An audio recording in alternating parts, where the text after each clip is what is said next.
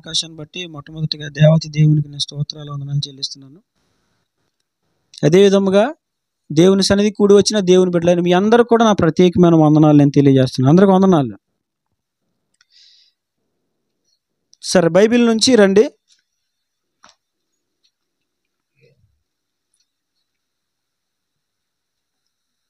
నిర్గమకాండము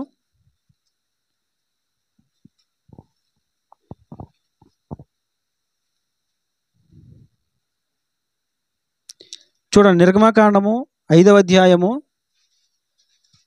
కొద్ది నిమిషాలు మనం దేవుని వాక్యాన్ని విందాం. నిర్గమకాండం 5వ అధ్యాయము 1వ వచనాన్ని చదవండి.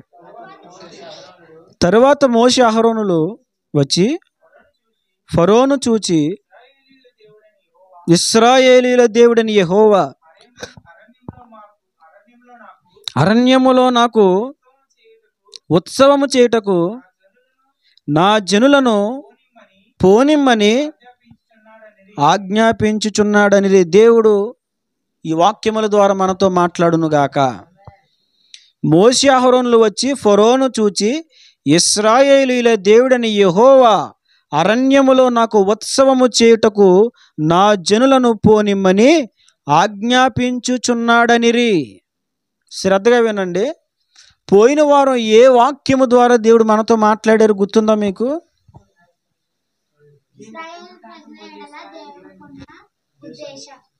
విమోచింపబడిన ఇశ్రాయేలీయుల విషయంలో దేవుని ఉద్దేశం ఏంటి? విమోచింపబడిన ఇశ్రాయేలీయుల విషయంలో దేవుని ఉద్దేశం అంటే, ఒకటి, వారిని పాలు తేనెలు ప్రవహించే దేశానికి తీసుకువెళ్ళాలి. ఆ భూభాగాన్ని వారికి స్వాస్థ్యముగా ఇవ్వాలి. ఆ రెండవది ఏంటి? వీరు ఆయనకు బలర్పించాలి. ఇది దేవుని ఉద్దేశం. విమోచింపబడిన ఇశ్రాయేలీయుల విషయంలో మరొక ఉద్దేశాన్ని దేవుడు ఈ ఉదయం మనకు తెలియజేస్తున్నాడు. ఏంటి? విమోచింపబడిన ఇశ్రాయేలీయుల విషయంలో దేవుని ఉద్దేశం అంటే అక్కడ రాయబడింది, ఇదిగో అరణ్యములో నాకు ఉత్సవము చేయుటకు నా జనులను పోనివే. మోషే అహరోనులు ఫరో ఎదుటికి వెళ్ళి నిలబడ్డారు. ఏ ఫరో, ఇదిగో మా దేవునికి మేము ఉత్సవం చేయాలి. మా దేవుడు చెప్తున్నాడు, నా ప్రజలు నాకు ఉత్సవం చేయనట్లుగా ఇదిగో నా జనులను పోనివే. మా దేవుడు చెప్తున్నాడు ఇలాగా, మమ్మల్ని పోనివే అంటే విమోచింపబడుతున్నటువంటి ఇశ్రాయేలు విషయంలో మూడవ ఉద్దేశం ఇక్కడ తెలియజేస్తున్నాడు దేవుడు. గతించిన వారు నేను చెప్పాను కదండి, ప్రతి ఒక్కరి విషయంలో దేవుడు ఒక ఉద్దేశాన్ని కలిగి ఉంటాడు. కాబట్టి మనం ఎప్పుడు మన జీవితమును గురించి మనం తృణీకరించుకోకూడదు. మన జీవితాన్ని ఎప్పుడు మనం చులకనగా భావించుకోకూడదు. నా బ్రతుకు వేస్ట్ అని అనుకోకూడదు. నేను అందుకే చెప్పాను, గతించిన వారం ప్రభు గతించిన వారు మనతో మాట్లాడింది అదే. మన విషయంలో దేవుడు ఒక ఉద్దేశాన్ని కలిగి ఉంటాడు. అలా ప్రయాణమే వెళ్ళిపోతాం. ఎక్కడో ఒక చోట బడ్డీ కొట్టు దగ్గర ఆగుతాం. ఏ డ్రింకో ఒక వాటర్ బాటిల్ కొనుక్కుంటాం, తాగేస్తాం. అయిపోయిన తర్వాత వాటర్ బాటిల్ ఏం చేస్తాం? ఇసిరేస్తాం. ట్రైన్లోనే ఇసిరేస్తాం, బస్సులోనే ఇసిరేస్తాం, బండి మీద వెళ్తాం ఇసిరేస్తాం, ఉంచం. ఇలాగున్న మన జీవితంలో ఇప్పుడు ఒక ఫ్రిడ్జ్ కొనుక్కుంటాం, లేదా ఒక వాషింగ్ మిషన్ కొనుక్కుంటాం, ఒక టీవీ కొనుక్కుంటున్నాం. ఇవి కొనుక్కున్నప్పుడు వాటి ఊరికనే టీవీ పంపించేస్తాడా? ప్యాకింగ్తో పంపిస్తాడు. అట్లా ఉంటుంది దానికి. టీవీ తెచ్చిన తర్వాత మిగిలిపోయినటువంటి అట్టలు బయట పెడతాం, లేదా అటుకు మీదకి ఎక్కిస్తాం. కొన్ని రోజులు పోయిన తర్వాత ఒకడు వస్తాడు, ఏమని? అట్లు కొంటామండి, అట్లు కొంటాం. ఏం కొంటారు వీళ్ళు? అట్లు కొంటారు. ఒక టీవీ, ఒక ఫ్రిడ్జ్, ఒక వాషింగ్ మిషన్, ఒక మిక్సీయో కొంతకాలం వాడుతున్నాం. వాడిన తర్వాత అది పోయింది, అందులో బేరింగ్లు పోయినాయి, సంథింగ్ ఏదో దాన్ని ఏమంటారు, ఐరన్, రాగి, అయ్యే పోయినాయి. పోయిన తర్వాత ఇంకా అన్నాడు అది పని చేయదు, ఒకవేళ బాగు చేయాలంటే 1000 రూపాయలు. ఎందుకు 1000 రూపాయలు? ఇంకో 2000 వేసుకుని 3000 కొత్త మిక్సీ వచ్చేస్తుంది. పోతే పోయిందిలే అని అటుకెక్కిచ్చేసి ఇంకొక మిక్సీ కొనుక్కుంటాం. ఈలోపు వస్తాడు రోడ్డు అంటే ఏమని? పాడైపోయిన మిక్సీలు కొంటామండి, పాడైపోయిన ఫ్రిడ్జ్లు కొంటాం, ఇంకా పాడైపోయిన కూలర్లు కొంటామండి, పాడైపోయిన ఫ్యాన్ కొంటాం.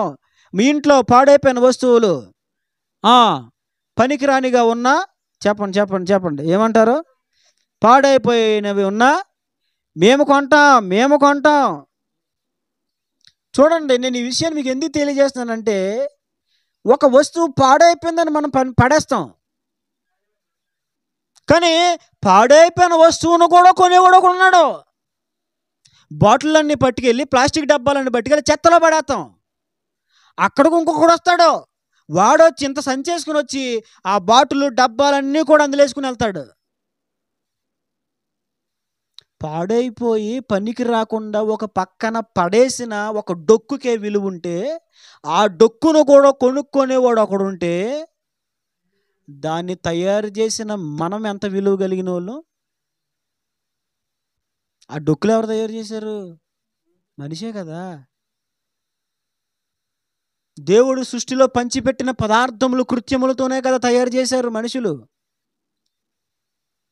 ఇలా పాడైపోయిన వస్తువులు ఎన్ని ఉన్నా వాటికి కూడా ఒక ఉపయోగం ఉంటుంది, వాటికి కూడా ఒక ఉద్దేశం ఉంటుంది.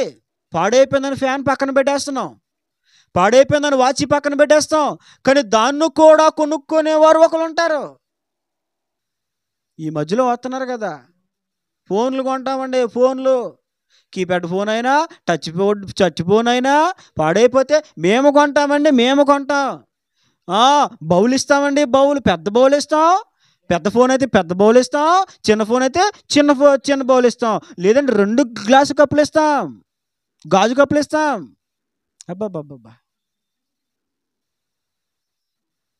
నేను ఆలోచించినప్పుడు పెంట మీద పడవేయబడుతున్నటువంటి వస్తువు కూడా విలువ ఉంది కదా. కార్లు తిప్పుతాం, బండ్లు తిప్పుతాం, తిప్పి తిప్పి ఏమవుతుంది? టైర్ అరిగిపోద్ది. అవును కదండి. బండి నడుస్తుంది, బ్రతుకాలం నడిచేద్దా? టైర్ అరిగిపోద్ది. అప్పుడు ఏం చేస్తాం? టైర్లు తీసేస్తాం, కొత్త టైర్ వేసుకుంటాం, టైర్ పాడేస్తాం. ఆ టైర్లు కూడా కొనుక్కునేవాడు ఒకడు ఉంటాడు. ఇలా ప్రతి వస్తువుని మీరు గమనించండి, అది ఏ వస్తువు అయినా సరే, పాడైపోయిన వస్తువు కూడా పనికొస్తుంది, పనికిరంది ఏమీ లేదు. ప్రతిదీ కూడా ఉపయోగకరమైనదే ఈ సృష్టిలో. మరి వాటన్నిటిని తయారు చేసిన, ఒక రూపాన్ని ఇచ్చినటువంటి మనిషి ఎంత విలువ కలిగినోడు? విలువ కలిగినటువంటి ఆ మనిషి విషయంలో దేవుని ఉద్దేశం ఎంత ఉన్నతమైంది ఆలోచించారు ఎప్పుడైనా?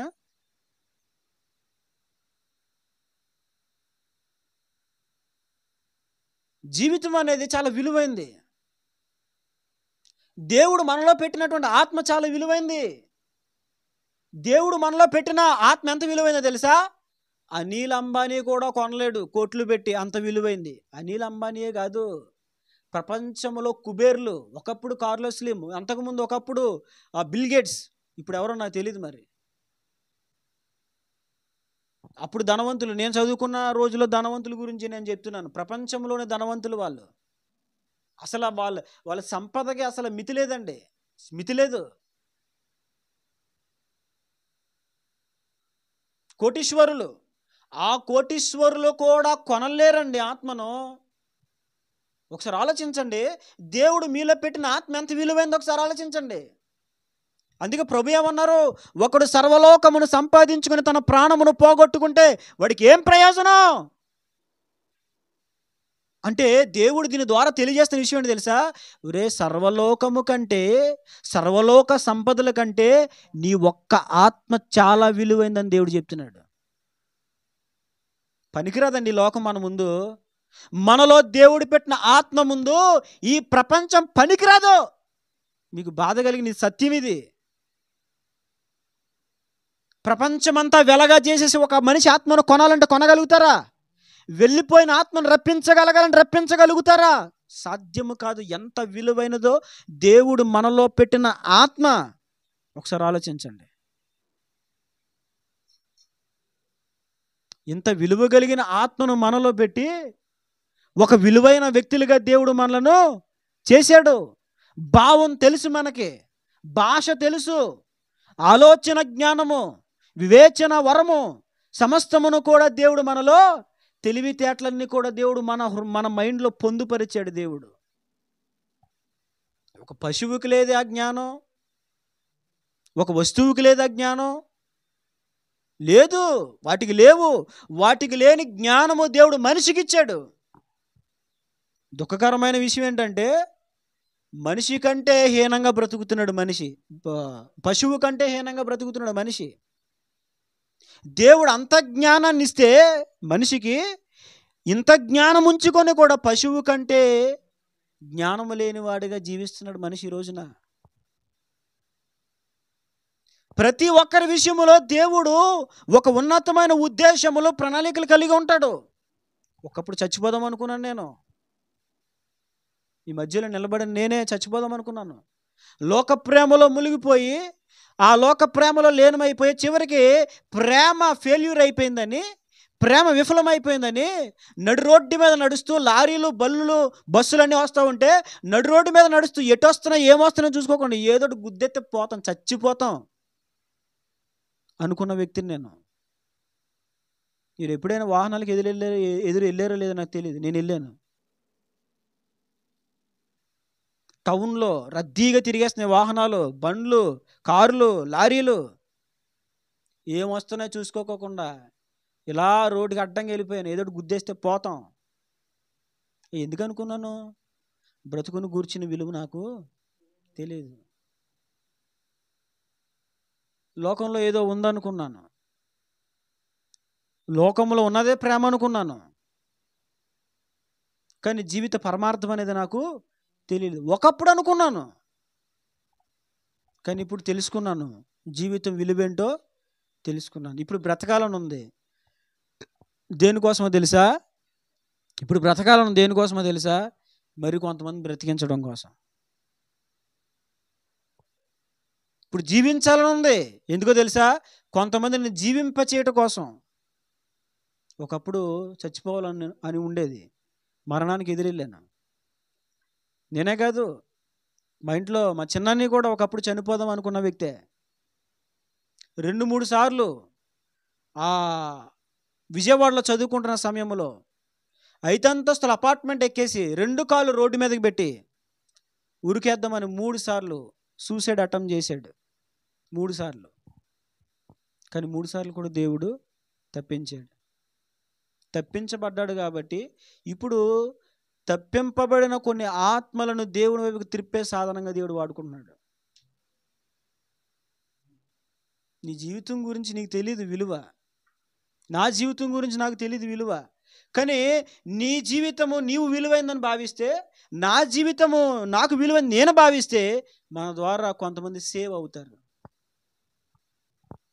భార్య అనుకుంటుంది ఎందుకు యాతన, ఎందుకు ఈ బాధ, చచ్చిపోదాం, కిరసనాలు పోసుకొని చచ్చిపోదాం. ప్యాన్ ఉంది కదా, సీర ఉంది కదా, ఉరేసుకొని, ఎవరు లేరు కదా, తలుపులు వేసుకొని ఏండ్రు ఉంది ఇందులో తాగేద్దాం ఇంట్లో, లేకపోతే ఇంట్లో నుయ్యి ఉంది ఊరికేద్దాం. ఇంకా మత్తు బిళ్ళలు ఉన్నాయి కదా, వేసేసుకుందాం 4-5. Suicide attempt. అది తెలిసి ఇలాంటి ఆలోచనలు చేసే ఉంటారు మీరు. ధైర్యం సరిపోక ఆగారు కానీ చేసే ఉంటారు ఇలాంటి. ధైర్యం సరిపోక ఆగడం కాదు, దేవుడు ఆపాడు. ఏదో చేసి చచ్చిపోదామని, ఏదో తాగే చచ్చిపోదామని ఇవన్నీ ఎందుకు చేస్తున్నారు అంటే ఇక పరిష్కారం అయిపోతుందని. భార్య అలాగే అనుకుంటుంది, లేదా భర్తలు ఇలాగ అనుకుంటారు. ఏమని? చచ్చిపోతే గొడవ వదిలిపోద్దులే.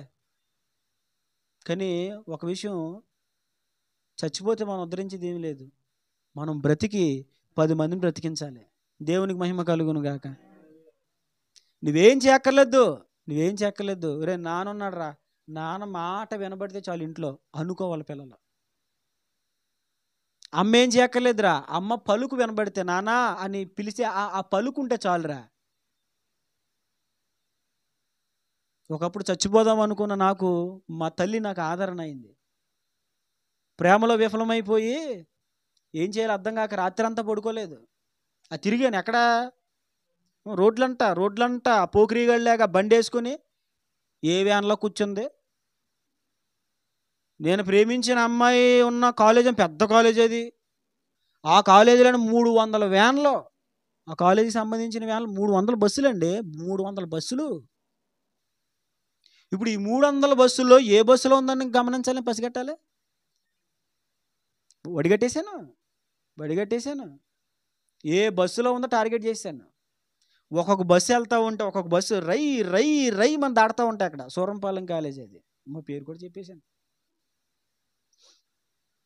రై రై మనం దాడుతూ ఉంటే బస్సులు వెళ్తూ ఉంటే బస్సు నుంచి ఓవర్ ట్రాక్ చేస్తే బస్సులో చూడడం, మళ్ళీ ఆ బస్సు దాటేసి ముందుకు వెళ్ళిపోయి అక్కడ సోయ మళ్ళీ బస్సు వెళ్తూ ఉంటే మళ్ళీ ఇటువైపు నుంచి ఎడమవైపు నుంచి మళ్ళీ బస్సులో చూడడం. బస్సులు వడగట్టి మొత్తానికి చూశాను. నన్ను చూడగానే అమ్మగారికి మొబ్బులు ఇడిపోయినాయి. ఇలాగా ఎందుకొచ్చా ఎందుకు వచ్చేవేంటి? ఒకప్పుడేమన్నా నువ్వు లేకపోతే నేను చచ్చిపోతాను అనలేదా? నువ్వు లేకపోతే నేను లేను అనలేదా ఒకప్పుడు? ఇప్పుడు ఏమంటుంది? ఎందుకొచ్చా? మొత్తం ఒడిగట్టేశాను. బస్సులన్నీ ఒడిగట్టి మొత్తానికి ఏదోలాగా సాధించాను. ఎందుకు చెప్తాను ఈ విషయం మీకు నేను చెప్పండి. ఈ తిరిగి ఆ రోజు ఆ వ్యాన్ల సౌండ్లు, నా బండి సౌండ్, బండి మామూలుగా వేసుకెళ్ళిపోయినా. ఫస్ట్ గేర్లో ఎంత అరుగుద్దో అంత అరగిచ్చేవాడిని. సెకండ్ గేర్లో ఎంత అరుగుతుందో అంత అరగనిచ్చేవాడిని. లాగడమే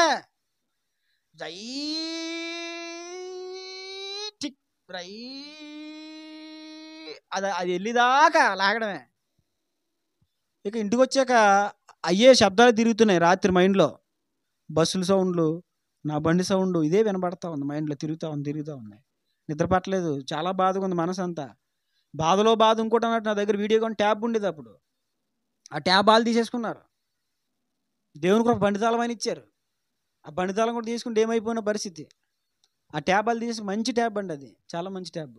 ఇప్పటికీ అక్కడే ఉంటుంది నాకు తెలిసి అది. ఇంకా రాత్రి అంతా అదే తిరుగుతూ ఉంది. తెల్లవారి కుటుంబ ప్రార్థన కూర్చోబెట్టారు. మమ్మీ రారా కుటుంబ ప్రార్థన. ఎవరో నేను, మమ్మీ కుటుంబ ప్రార్థన అని చెప్తున్నాను. తల్లి ప్రేమ ఎలా ఉంటుందో కొన్ని విషయాలు తెలుసుకోవాలి మనం. కూర్చున్నాం కుటుంబ ప్రార్థన. మమ్మీ పాట పాడుతున్నారు, దేవుని స్తుతించుడి. కొట్టరా చప్పట్లో, సౌండ్ లేదు. ఎల్లప్పుడు నా వంక చూస్తుంది మమ్మీ, కొడుతుంది. నా వంక చూస్తుంది కొడుతుంది మమ్మీ. దేవుని స్తుతి, కొట్టరా నువ్వు పాడరా నువ్వు రావట్లేదు, మాట చెయ్యో రావట్లేదు. ఇంకా గట్టిగా మాట్లాడిందా ఫైర్ అయిపోతాను. మా అమ్మగారు ఎందుకు వచ్చిన గొడవ బాబు అని చెప్పేసి పాడేసుకున్నారు. వాక్యం చదివారు, 10 వచనాలు చదివి, మిగిలిన 10 వచనాలు చదవలేదు. చదవరా బైబిల్ చదువు, అస్సలు మాట్లాడలేదు. అమ్మో వీడు కదిపితే కందిరేగా అయిపోతాడు అనుకున్నారు, మరి ఏమనుకున్నారు, మాట్లాడలే. ఆవిడే చదివేసుకున్నారు. చేరా ప్రార్థన మా అమ్మగారే చేశారు. అయిపోయాక దగ్గరికి వచ్చి కూర్చొని, అది నా జీవితంలో మరిచిపోని ఒక సంఘటన. తల్లి ప్రేమ ఇలాగే ఉంటే దేవుని ప్రేమ ఎలా ఉంటుంది అనిపించింది ఆ టైంలో. అయిపోయింది, కుటుంబ ప్రార్థన అయిపోయాక మా అమ్మగారు నా దగ్గర జరిగి, నాన్న ఏమైందిరా అని అడిగారు. ఈ రోజుకి నాకు చాలా బాధ కలుగుతుంది. అంటే తల్లి ప్రేమ ఎంత గొప్పదో చూడండి. మరి తల్లి ప్రేమ ఎంత గొప్పదైతే నిజముగా మనల్ని కని మన కోసం ఈ సర్వసృష్టిని కలగజేసినటువంటి ఆ దేవుని ప్రేమ ఇంకెంత ఉన్నతంగా ఉంటుందో ఒకసారి ఊహించుకోవాలి. ఈ ప్రేమను మనం చూసినప్పుడు ఆ ప్రేమను ఊహించాలి. ఇది ఎలా ఉంటే ప్రేమ ఎలా ఉంటుంది చెప్పినానా అని అన్నారు. మాట్లాడలేదు. ఇక మా అమ్మగారు జాలిగా అడిగేసరికి కోపం పోయి నాకు ఏడు స్టార్ట్ అయింది. ఏడుస్తున్నాను, కళ్ళ నీళ్ళు కాస్తుంది. ఏమైంది నాన్న చెప్పు, ఏం పర్వాలేదు చెప్పండి. నేనేం మాట్లాడలేదు. మా అమ్మగారు అన్నారు, సరే కాసేపు నేను తల్లి నన్ను మర్చిపో. మా అమ్మగారు అసలు నిజంగా ఆ టైంలో ఎందుకు అలా మాట్లాడారు నాకే అర్థం లేదు. తల్లి ప్రేమ ఆ టైంకి అలా మాట్లాడేస్తుంది. కాసేపు నేను తల్లి అన్న విషయం మర్చిపోయి, నీ ఫ్రెండ్ అనుకో, ఏమనుకో, నీ ఫ్రెండ్ అనుకో, నీ ఫ్రెండ్కి నీ బాధ ఎలా చెప్తావు అలా చెప్పు నాకు. ఇక అలా అనేసరికి అప్పుడు చెప్పాను, మమ్మీ జరిగింది ఇలా జరిగింది, అలా వెళ్ళాను, పెళ్లి చేసుకుంటాను అంది, ఇప్పుడేమో చేసుకొని అంటుంది అని అంటే మా అమ్మగారు విని నవ్వి, పిచ్చోడా ఇలాగే అన్నారు. పిచ్చోడు రా నువ్వు, నీకేం తక్కువరా. మా అమ్మగారు నాతో అన్న మాటలు. దాన్ని ఒక సామెత చెప్తారు కదా, ఏంటది, కాకి పిల్ల కాకి ముద్దు అంటారు కదా, అలాగా కొడుకు ఎంత అందంగా లేకపోయినా నా కొడుకు ముక్కు నా కొడుకు ఏమనొద్దు, నా కొడుకు బాగుంటాడు ఆయన ఎలాగంటున్నావే, నా కూతుర్ని ఎలాగంటున్నావే. అవునా కదా? కాకి పిల్ల కాకి ముద్దని మా అమ్మగారు అన్నారు, ఒరే నీకు ఏం తక్కువరా, నీకేం తక్కువ, నీకు అందం తక్కువ, చదువు లేనోడువా, నీకేం తక్కువని. ఆ పిల్ల కాకపోతే ఇంకో పిల్లని దేవుడు తీసుకొస్తాడు రా, ఎందుకు ఆ పిల్ల కోసం నువ్వెందుకు పాకలాడ్డావు, చే వదిలా. ఆ పిల్ల నేను చేసుకున్నప్పుడు నువ్వెందుకు చేసుకోవడం, బలవంతం అవుతుంది అది. ఎప్పుడైతే ఆ మాటలు మా అమ్మగారు నాకు చెప్పారో చాలా రిలీఫ్ అయిపోయిందండి, చాలా రిలీఫ్. అసలు రాత్రంతా నిద్రపోలేదంటే ఎంత భారం ఉంటుందో ఒకసారి ఆలోచించండి. నేను ఈ దెబ్బలు తిని తిని తిని ఉన్నవాడిని కాబట్టి అందుకే కొన్నిసార్లు వినకపోతే గట్టిగా చెప్తాను. అందుకే దెబ్బలు తిని తిని ఉన్నాను కదా, కొంతమంది వినరు. ఏంటి ఆడపిల్లల జోలికి పోవద్దు, ఎందుకు పలకరిస్తున్నాడు, పలకరించామంతే. అందుకే పెద్దలు చెప్పారు సామెత, ఏమని, పిల్లకాకి ఏం తెలుసు ఉండేది దెబ్బ అని. అదే పెద్ద కాకి దగ్గరికి వెళ్ళి ఉండేలా పెట్టు, పెద్ద కాకి ఏం చేద్ది, ఎగిరిపోద్ది. అదే చిన్న కాకి దగ్గర ఉండేది దెబ్బ ఇలా పెట్టు, క్యావ్ క్యావ్. నువ్వు ఇలా పెట్టి ఇలాగన్నా క్యాట్ బాల్ చూస్తుంది కానీ అది ఏం చేస్తుంది, క్యా, మళ్ళీ ఇలా గంతేసి క్యా. తెలియదు దానికి దెబ్బ, దెబ్బ తగిలితే తెలుస్తుంది, దానికి తెలియదు కదా, తల్లికి తెలుసు. అందుకే తల్లి దగ్గర క్యాట్ బాల్ ఇలా పెట్టామని కదా, ఏం చేస్తుంది తల్లి, మీరు ఏమంటారు దాన్ని, క్యాటర్ బాల్ అంతేనా, ఏమో క్యాట్ బాల్ అంటాం, సరేలే మరి ఏదో బాల్ మొత్తానికి. దానికి తెలీదు, అదవుతుందండి. తెలిసినోడు కాబట్టి చెప్తున్నాను. తల్లి ప్రేమ కంటే దేవుని ప్రేమ చాలా గొప్పది. ఆ రోజు నా మైండ్ అంతా కూడా పాడైపోతే తల్లి మాట్లాడిన మాటలు నాలో ఉపశమనం కలిగించి. ఇప్పుడు ఇవన్నీ చెప్తున్నాను, మళ్ళీ పాయింట్కి వస్తాను చూడండి. నీవు అనుకుంటావు ఒక భార్యగా నేను చచ్చిపోతే బాగున్నాను అని. చాలా జాగ్రత్తగా వినండి మాటలు, కొంచెం పెద్ద హృదయం తీసుకుని మనసులో పెట్టుకోండి. నువ్వు అనుకుంటావు నేను చచ్చిపోతే నాతో పోద్దని. ఒక తండ్రి అనుకునేది అదే, ఒక తల్లి అనుకునేది కూడా అదే, ఒక కొడుకు అనుకునేది అదే, ఒక కూతురు అనుకునేది కూడా అదే. ఏమని, నేను ఒక్కదాన్ని చచ్చిపోతే అయిపోద్ది పరిష్కారం. కానీ నువ్వు బాగా ఆలోచించాలి, ఈరోజు నీ మనోనేత్రాలు తెరవబడాలి. ఒక భార్యగా నువ్వు చనిపోయావు అనుకో, పిల్లలకి రేపొద్దున ఆదరణ ఎవరు,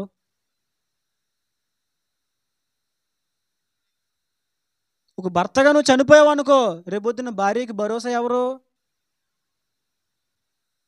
తల్లిదండ్రులు మీరిద్దరు లేకపోతే సంరక్షించే, రేపొద్దున పిల్లల్ని సంరక్షించేది ఎవరు.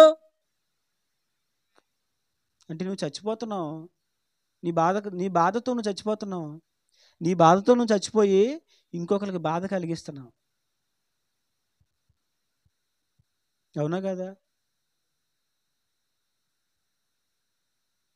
ఓ వ్యక్తి చనిపోతే నాతో పోయిందని అనుకుంటారు, వెనకాల భార్య దిక్కుమాలింది అయిపోతుంది. భార్య చనిపోతే భర్త అందరి దృష్టికి లోకువైపోతాడు,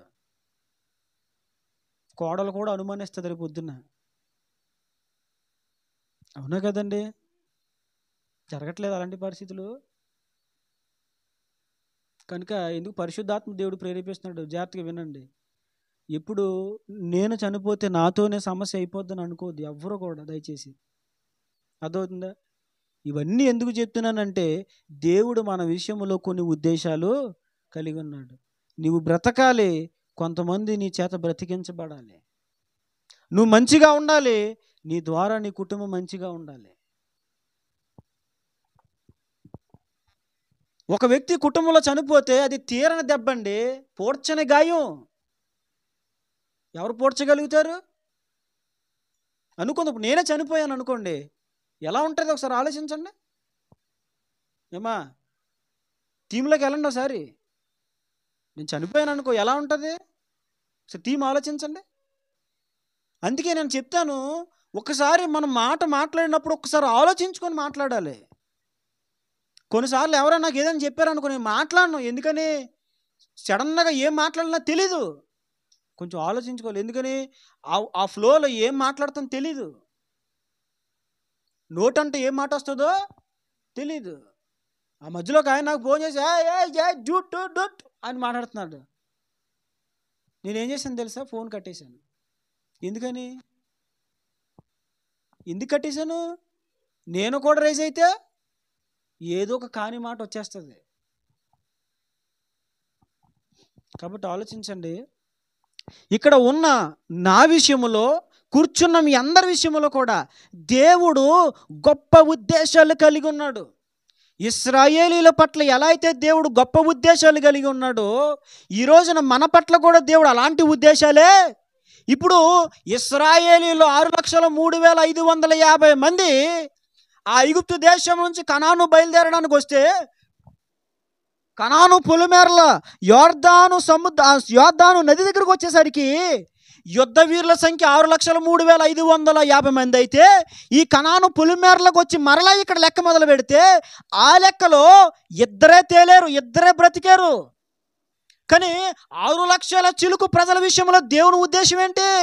అందరూ స్వాస్థ్య భూభాగం చేరాలనే, అందరూ దేవునికి బలర్పించే వాళ్ళుగా ఉండాలనే ఆయన ఉద్దేశం. కానీ ఈ ఉద్దేశాన్ని, ఈ ప్రణాళికను ఎవరు చిదిమేసుకున్నారు? వాళ్ళే చిదిమేసుకున్నారు. కొన్నిసార్లు మన ఫ్యూచర్స్ మనమే పాడు చేసేసుకుంటాం, మన భవిష్యత్తులో మనమే పాడు చేసుకుంటాం. ఎవడో పాడు చేయడు మన భవిష్యత్తుని.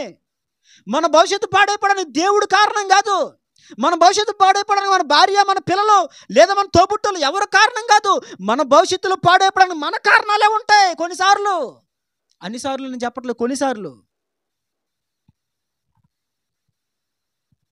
కానీ దేవుడు మన విషయంలో గొప్ప ఉద్దేశాన్ని కలిగి ఉంటాడు. లక్షలాది మంది ఐగుప్తు నుంచి కనాను చేరవలసి ఉంటే, కనాను పొలిమేరలో ఇంకా కనాను చేరలేదు. పొలిమేరల సరిహద్దుకు వచ్చేసరికి లక్షలాది మందిలు ఇద్దరే మిగిలారా? అంటే అరణ్యముల ఆకుల్లేగా మిగిలిన రాలిపోవాలన్న దేవుని ఉద్దేశమా? కాదు. మరేంటి దేవుని ఉద్దేశం? అందరూ కనాను చేరాలి. అందరూ అంతటా మారు మనసు పొందాలి. దేవుడు లోకమును ఎంతో ప్రేమిస్తున్నాడు. అందరిని దేవుడు ప్రేమిస్తున్నాడు. సిలువలో 2 చేతులు చాచి 2 మ్రేకుల మీద వేలాడుతూ యేసుప్రభు ఈ రోజుకి పిలుస్తున్నాడు. ఏమని తెలుసా? ఇదిగో నేను ఇంతగా ప్రేమిస్తున్నాను. ఒక భక్తుడు చెప్పాడు, ఆ మాట నాకు బాగా నచ్చింది. యేసుప్రభుని సిలువ ఎలా వేశారండి?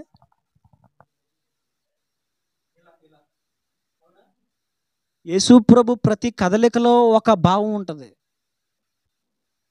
ప్రతి కదలికలో కూడా ఒక మర్మం దాగి ఉంటుంది. అది తన భక్తులకు దేవుడు బయలుపరుస్తాడు. భక్తుడు చెప్పాడు, సిలువలో దేవుడు ఇలా ఎందుకు చెప్పాడు తెలుసా? నీవంటే ఎంత ప్రేమ, అంతేకాదు నిన్ను రమ్మని ఎంతగా చేతులు చాచి పిలుస్తున్నాడు. తగ్గుని కుమారుడు వచ్చినప్పుడు తండ్రి ఏం చేశాడు?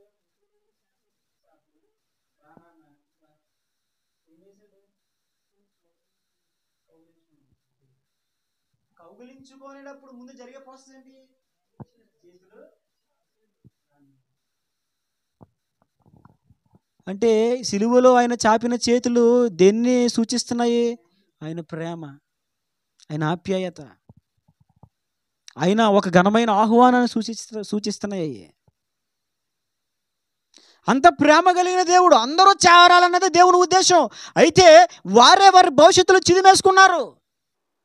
వారే దేవునికి వ్యతిరేకంగా బ్రతికి వారి నాశనాన్ని, వారి నష్టాన్ని వాళ్ళే కొని తెచ్చుకున్నారు ఇశ్రాయేలీలు. ఈ రోజున బైబిల్లో దేవుడు ఎందుకు అవన్నీ రాయించాడు తెలుసా? ఈ యుగాంతం ముందున్న మనకి బుద్ధి కలగడం కోసం రాయించాడు అవన్నీ కూడా దేవుడు. అరే నాన్న, ఆ రోజు వాళ్ళు నశించిపోయారమ్మా, నీ రోజు అలా అవ్వకూడదు. వాళ్ళు అక్కడ వ్యభిచారం చేశారు, వాళ్ళు అక్కడ విగ్రహారాధన చేశారు, అక్కడ వాళ్ళు పలానా చోట స్త్రీలు మోహించారు, అక్కడ కాని ఆశించారు, కానాచారాలు పాటించారు. అందుకే ఇలా అయిపోయారు. ఆ రోజున వాళ్ళు మోషే ఆహారం మీద సనిగే తిరుగుబాటు చేశారు. ఎందుకు అలా అయిపోయారు? ప్రధానులలో పెద్దలలో 250 మంది ఒకరోజు దూపార్తలు తీసుకుని వస్తే 250 మంది ఎందుకు కాలిపోయారు దేవుని సన్నిధిలో? వాళ్ళందరూ మోషే ఆహారంలో మీద తిరుగుబాటు చేశారు. మీరైనా పరిశుద్ధులు, మీరైనా దూపం వేస్తారా? మేము వేయకూడదా? మేము ఎక్కకూడదా? బలిపీఠం దగ్గర నువ్వేనంటే దూపం వేసేదే. ఎంతసేపు చూసినా మోసే ఆహారం. మేము వేస్తాం. మిమ్మల్ని మీరు పెద్ద గొప్ప చేసుకున్నారండి. ఎంతసేపు భలే బెలపెడదాక రాకూడదు. మేమే వెళ్తాం. ఏ బాబా నువ్వే వెళ్ళేంత గొప్పతనం నీలో ఏముంది, మేము రానంత పనికిరాంతనం మాలో ఏముంది? ఆ తిరుగుబాటు చేసిన వాళ్ళు 250 మంది చచ్చిపోయారు. ఇలా అరణ్యములో తెగులు చేత, సర్పముల కాటు చేత దేవుని ఉగ్రతకు పాలై చనిపోయారు. కానీ దేవుని ఉద్దేశం అందరూ కనాను చేరాలని. అది దేవుని ఉద్దేశం. నీ విషయంలో కూడా దేవుని ఉద్దేశం అదే. మరి ఎందుకు ఇలా ఉన్నాను అదే చెప్తున్నాను. కొన్నిసార్లు మన ఈ స్థితికి మనమే కారణం, కొన్నిసార్లు మన నష్టానికి మనమే కారణం. ఎప్పుడైనా ఏదైనా జరిగిందనుకో, ఎవరిని అనుకోవడం కాదు, మన బుర్ర మనం కొట్టుకోవాలి. ఏం చేయాలండి? అవును, ఏదో గొడవైంది, తప్పు నీది లేదు, కానీ గొడవ రేజ్ అయింది, నీ బుర్ర నువ్వే కొట్టుకోవాలి. ఎందుకో తెలుసా? అప్పుడు కాముగా ఊరుకోవచ్చు కదా, నేను ఎందుకు మాట్లాడడం అని మన బుర్ర మనం కొట్టుకుంటే మంచిది. అవును, నిజమే కదా. తప్పు నీది లేకపోయినా నువ్వు రేగకుండా ఉంటే గొడవ రాదు. తప్పు నీది కాకపోయినా రేగడం వల్ల ఏమొస్తుంది? గమనించాలి, దేవుని ఉద్దేశము మనందరి పట్ల చాలా ఉన్నతమైనది. దేవుని ఆలోచన మన పట్ల చాలా గంభీరమైనది. 2 ఉద్దేశాలు దేవుడు 2 వారాలు తెలియజేశాడు. ఒకటి, వారు పాలు తేళ్లు ప్రవహించే దేశానికి చేరాలి, మంచి దేశము. ఇప్పటి వరకు ఐగుప్తు కొలిమిలో, ఇనిపి కొలిమిలో భయంకరమైన బాధలు, శ్రమలు అనుభవిస్తూ బానిసత్వంలో మగ్గిపోయారు. కానీ ఈ రోజున దేవుడు వారిని అనుకుంటున్నాడు, ఉద్దేశించాడు, ఇదిగో నా బిడ్డలు పాలు తేళ్లు ప్రవహించే దేశం వెళ్ళాలని. రెండవదైన ఉద్దేశం, వారు దేవునికి బలర్పించేవారిగా. మూడవది దినము దేవుడు మనతో మాట్లాడుతున్నాడు, వారు ఏం చేయాలి? యెహోవాకు ఉత్సవము. ఈ ఒక్క పాయింటే కాసేపు చెప్పి ముగించేస్తాను. ఏం చేయాలి దేవునికి? మళ్ళీ చదవండి ఆ వచనాన్ని.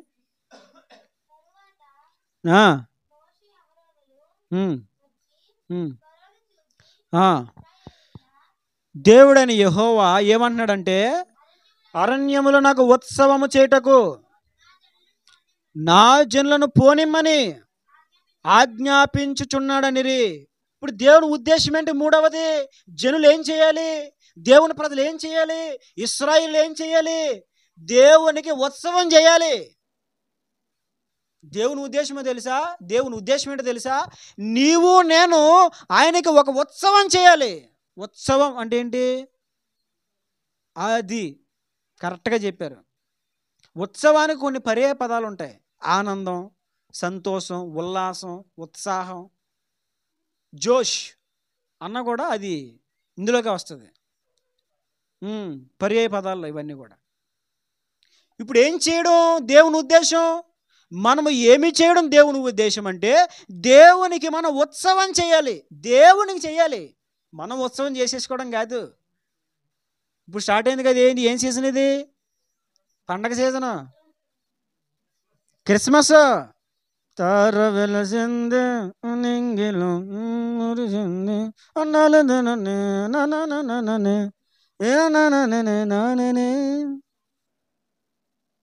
తార వెలసింది బెత్లెహేములో.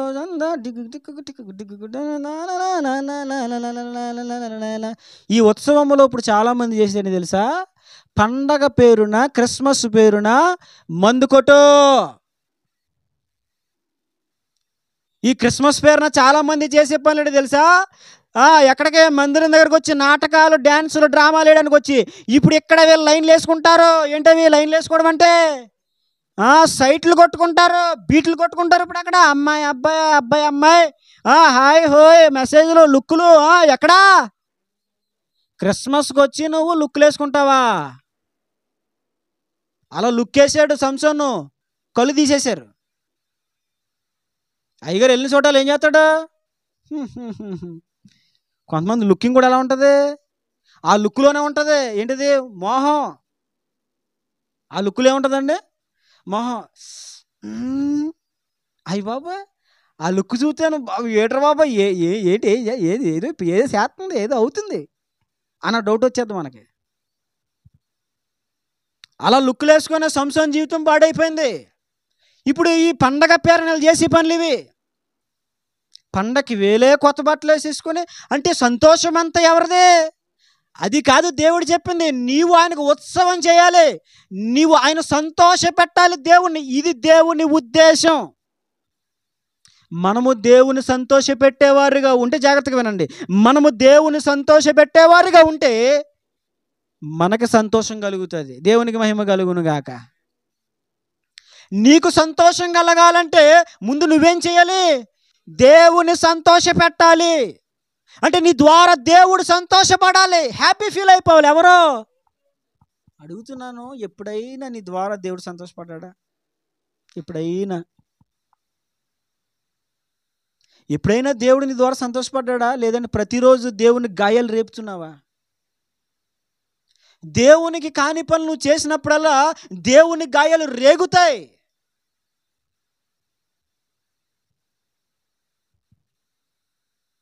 క్రైస్తవులు ఈ రోజున దేవుని దుఃఖపెట్టేవారుగానే ఉన్నారు తప్ప దేవుని సంతోష పెట్టేవారుగా లేరండి. దేవునికి ఉత్సవం చేయమంటే వారంతట వారే తమకు తాముగానే ఉత్సవం చేసుకునే వాళ్ళు బయలుదేరిపోయి ఈ రోజున. క్రిస్మస్ కొత్త బట్ట వేసుకుంటావా? సరే, ఇప్పటి వరకు వేసుకుని వదిలే. క్రిస్మస్ కొత్త బట్ట వేసుకుంటే ఎవరికి సంతోషం? నీ దేహానికి. క్రిస్మస్కి ముక్క కక్క ఉండేసుకుంటే ఎవరికి సంతోషం? నీకు. క్రిస్మస్కి ఇల్లంతా దులిపేసి పెయింట్లు వేసేసి ఇవన్నీ అడవిడలు చేస్తే ఎవరికి సంతోషం? నీకు. దేవుని సంతోషం ఇది ఇందులో. క్రిస్మస్లో మళ్ళీ 100 కేజీల కేకు, ఎన్ని కేజీల కేక్ అంటండి? 100 కేజీల కేకు నువ్వు తెచ్చేసుకొని హ్యాపీ బర్త్డే జీసస్, నీ ముఖమేం కాదా?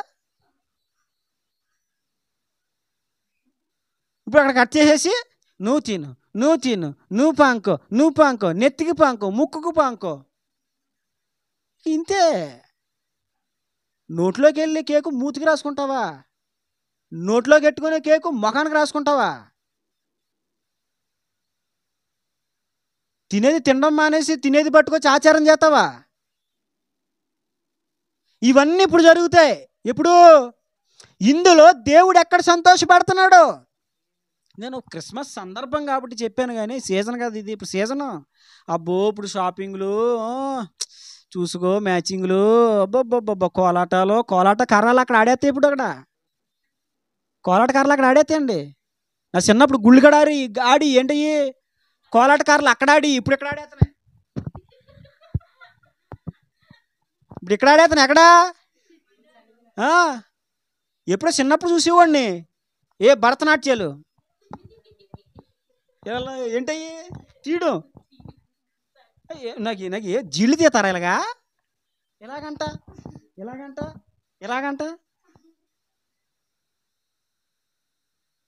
అక్కడ ఆడి, అప్పుడు లోకములాడి, గుళ్ళు కడాడి, అన్ని జనులు ఉన్న స్థలాల్లో ఆడి, ఇప్పుడు ఎక్కడ ఆడేస్తున్నాయి?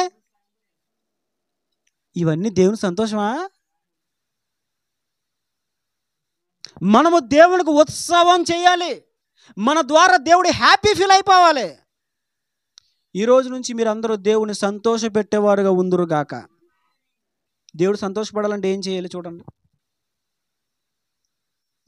ద్వితీయోపదేశకాండము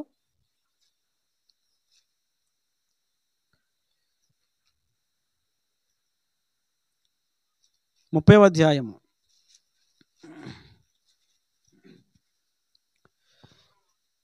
ద్వితీయోపదేశకాండం 30వ అధ్యాయము 10వ వచనం చదవండి అమ్మా. 10వ వచనం నుంచి.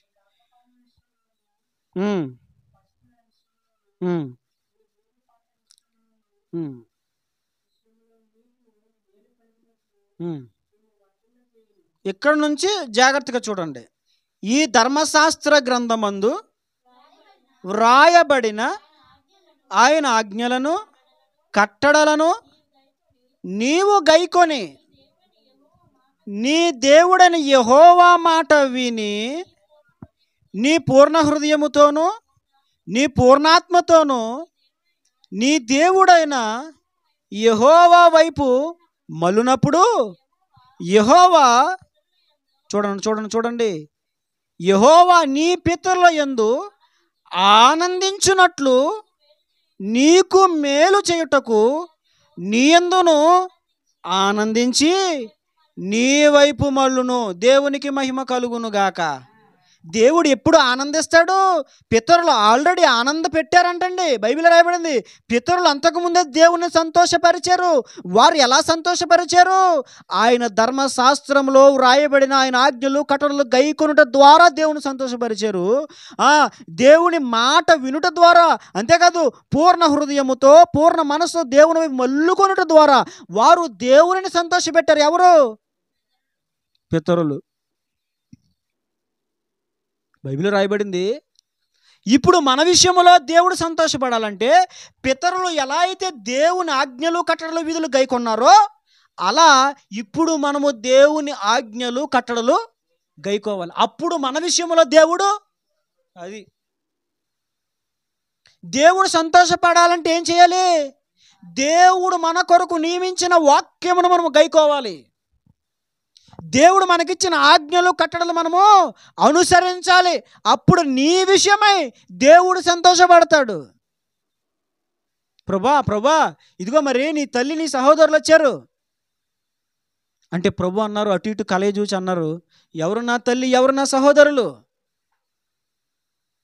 ఇదిగో ఈ నా మాటల ప్రకారముగా చేయవారే వీరే వీరే అని వాళ్ళ శిష్యులను చూపించి, ఆయన దగ్గర నా శిష్యులను చూపించి, వీరే నా తల్లి నా సహోదరులు అంటే దాని భావం ఏంటి?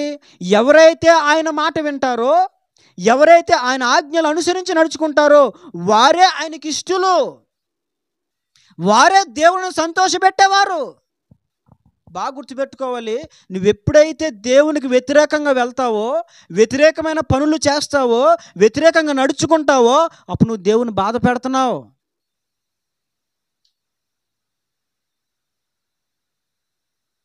నీలో ఎప్పుడైతే దేవునికి వ్యతిరేకమైనటువంటి ప్రవర్తన కనబడుతుందో అప్పుడు నువ్వు దేవుని బాధ పెడుతున్నావు. దేవుని ఉద్దేశం అది కాదు. నీవు ఆయన సంతోష పెట్టాలి, అది దేవుని. ఈ రోజున నీవు దేవుని సంతోషపెట్టే క్రమంలో నీకు బాధ ఎదురవ్వచ్చు. మీకు విషయం చెప్తున్నాను, 2017లో నేను రక్షించబడి 2017లో నేను వాక్యం చెప్పడం ప్రారంభించిన మొదలుకొని నేటికి ప్రతి చోట ఈవెన్ మా కుటుంబంలో కూడా నేను వ్యతిరేకతను ఎదుర్కొంటూ వచ్చాను. నా కుటుంబం అంటే ఓన్లీ తల్లిదండ్రులనే కాదు. ఎందుకు వ్యతిరేకతను ఎదుర్కొంటూ వచ్చాను? ప్రతిదీ వాక్యానుసారంగా వెళ్తానని.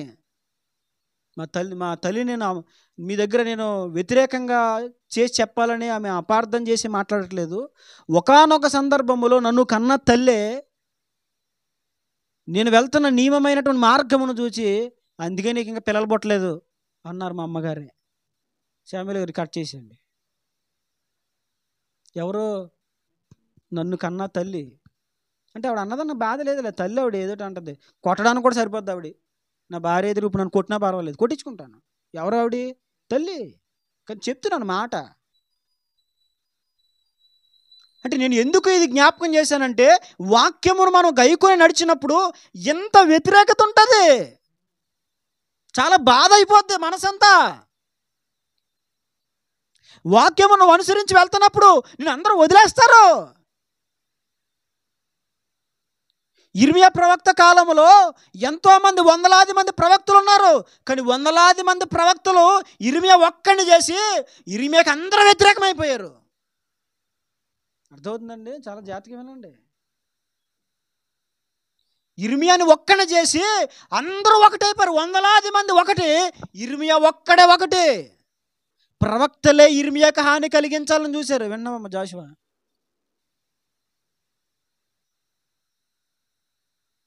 వారందరూ ఏకమైపోయారు, ఇర్మియాను ఒక్కడిని చేసేశారు.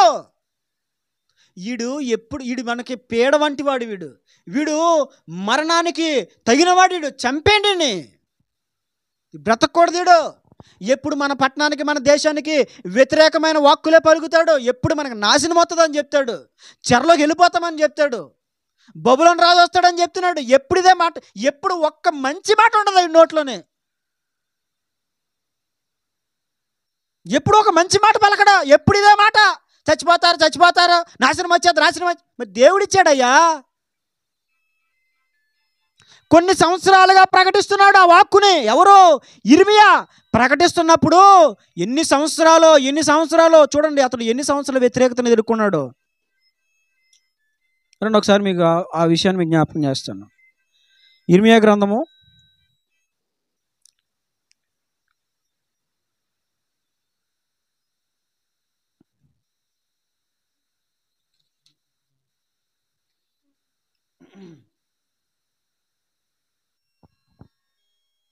'ఫోన్లు ముందే చూసుకోండి, సైలెంట్లో పెట్టుకుని ప్రయత్నాలు చేయండి. ఇర్మియా గ్రంథము 25వ అధ్యాయము 3వ వచనం. ఆమోను కుమారుడును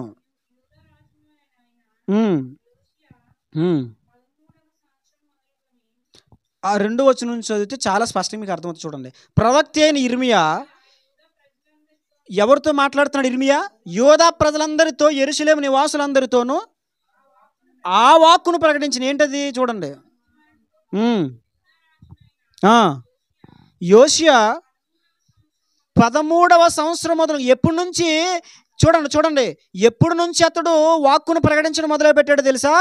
ఆమోను కుమారుడు యూదారాజుని యోషియా 13వ సంవత్సరం మొదలుకొని నేటి వరకు, అంటే 23 సంవత్సరములు యెహోవాకు నాకు ప్రత్యక్షమగుచు వచ్చాను. ఇర్మియా ఎన్ని సంవత్సరాలు ప్రకటించాడు? 23 years. 23 సంవత్సరాలు. ఒక రోజు కాదు, 2 రోజులు కాదు, 23 సంవత్సరాలు ప్రకటించాడు. అంటే 23 సంవత్సరాలు యెరూషలేము ప్రజలతో ఏమి ఎదుర్కొన్నాడు? వ్యతిరేకతను ఎదుర్కొన్నాడు. 23 సంవత్సరాలు ఇర్మియాను ఒక్కడిని చేసేశారు. 23 సంవత్సరాలు ఇర్మియాకి వ్యతిరేకంగా ప్రవచించారు చాలామంది దొంగ ప్రవక్తలు. కానీ ఇతడు 23 సంవత్సరాలు ఏం చేశాడు? నమ్మకంగా, ఓపికతో దేవుడు ఏమిచ్చాడో అది ప్రకటించాడు. ముఖం మీద తిట్టేసుకున్నా, ప్రక్కకెళ్ళి తిట్టుకున్నా, సంఘ సభ్యులింటికి వెళ్ళి తిట్టుకున్నా, పాస్టర్ ఇలా చెప్పాడు అని అనుకున్నా, ఎన్ని చేసుకున్నా 23 సంవత్సరాలు ఓపికతో ప్రకటించాడు. ఏమంటే ఎంత ఓపిక? మరి నేను అనుకుంటున్నాను దేవుడు నాకు ఇవ్వాలి, కానీ నాకైతే అంత ఓపిక ఉండదండి. దేవుడు ఇస్తాడని నమ్ముతున్నాను. వాస్తవంగా నేనున్న ఈ యవ్వన దశను ఆలోచించి మాట్లాడితే 23 సంవత్సరాలు ఓపిక అంటే మామూలు విషయం కాదు. అది ఇదంతా ఎందుకు జ్ఞాపకం చేస్తున్నానంటే, మనము దేవుని వాక్యమును గైకొనే విషయములో ఇంత ఓపిక ఉండాలి. కొన్నిసార్లు ఒకసారి నువ్వు ఏదైనా వాక్య సంబంధమైన విషయం చెప్పావు అనుకో, ఊరంతా ఏకమైపోయి నేను వ్యతిరేకించేస్తారు.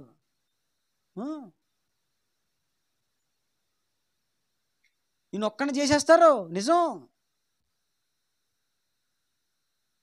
క్రైస్తవులందరూ ఈ రోజున పరలోకానికి వెళ్ళిపోతారా? సంఘాలన్నీ పరలోకానికి వెళ్ళిపోతాయి. సేవకులందరూ వెళ్ళిపోతారా? తేలిపోతారు. దేవుని రాకడ ఉగ్రత దినమున, తీర్పు దినమున చాలామంది తేలిపోతారు.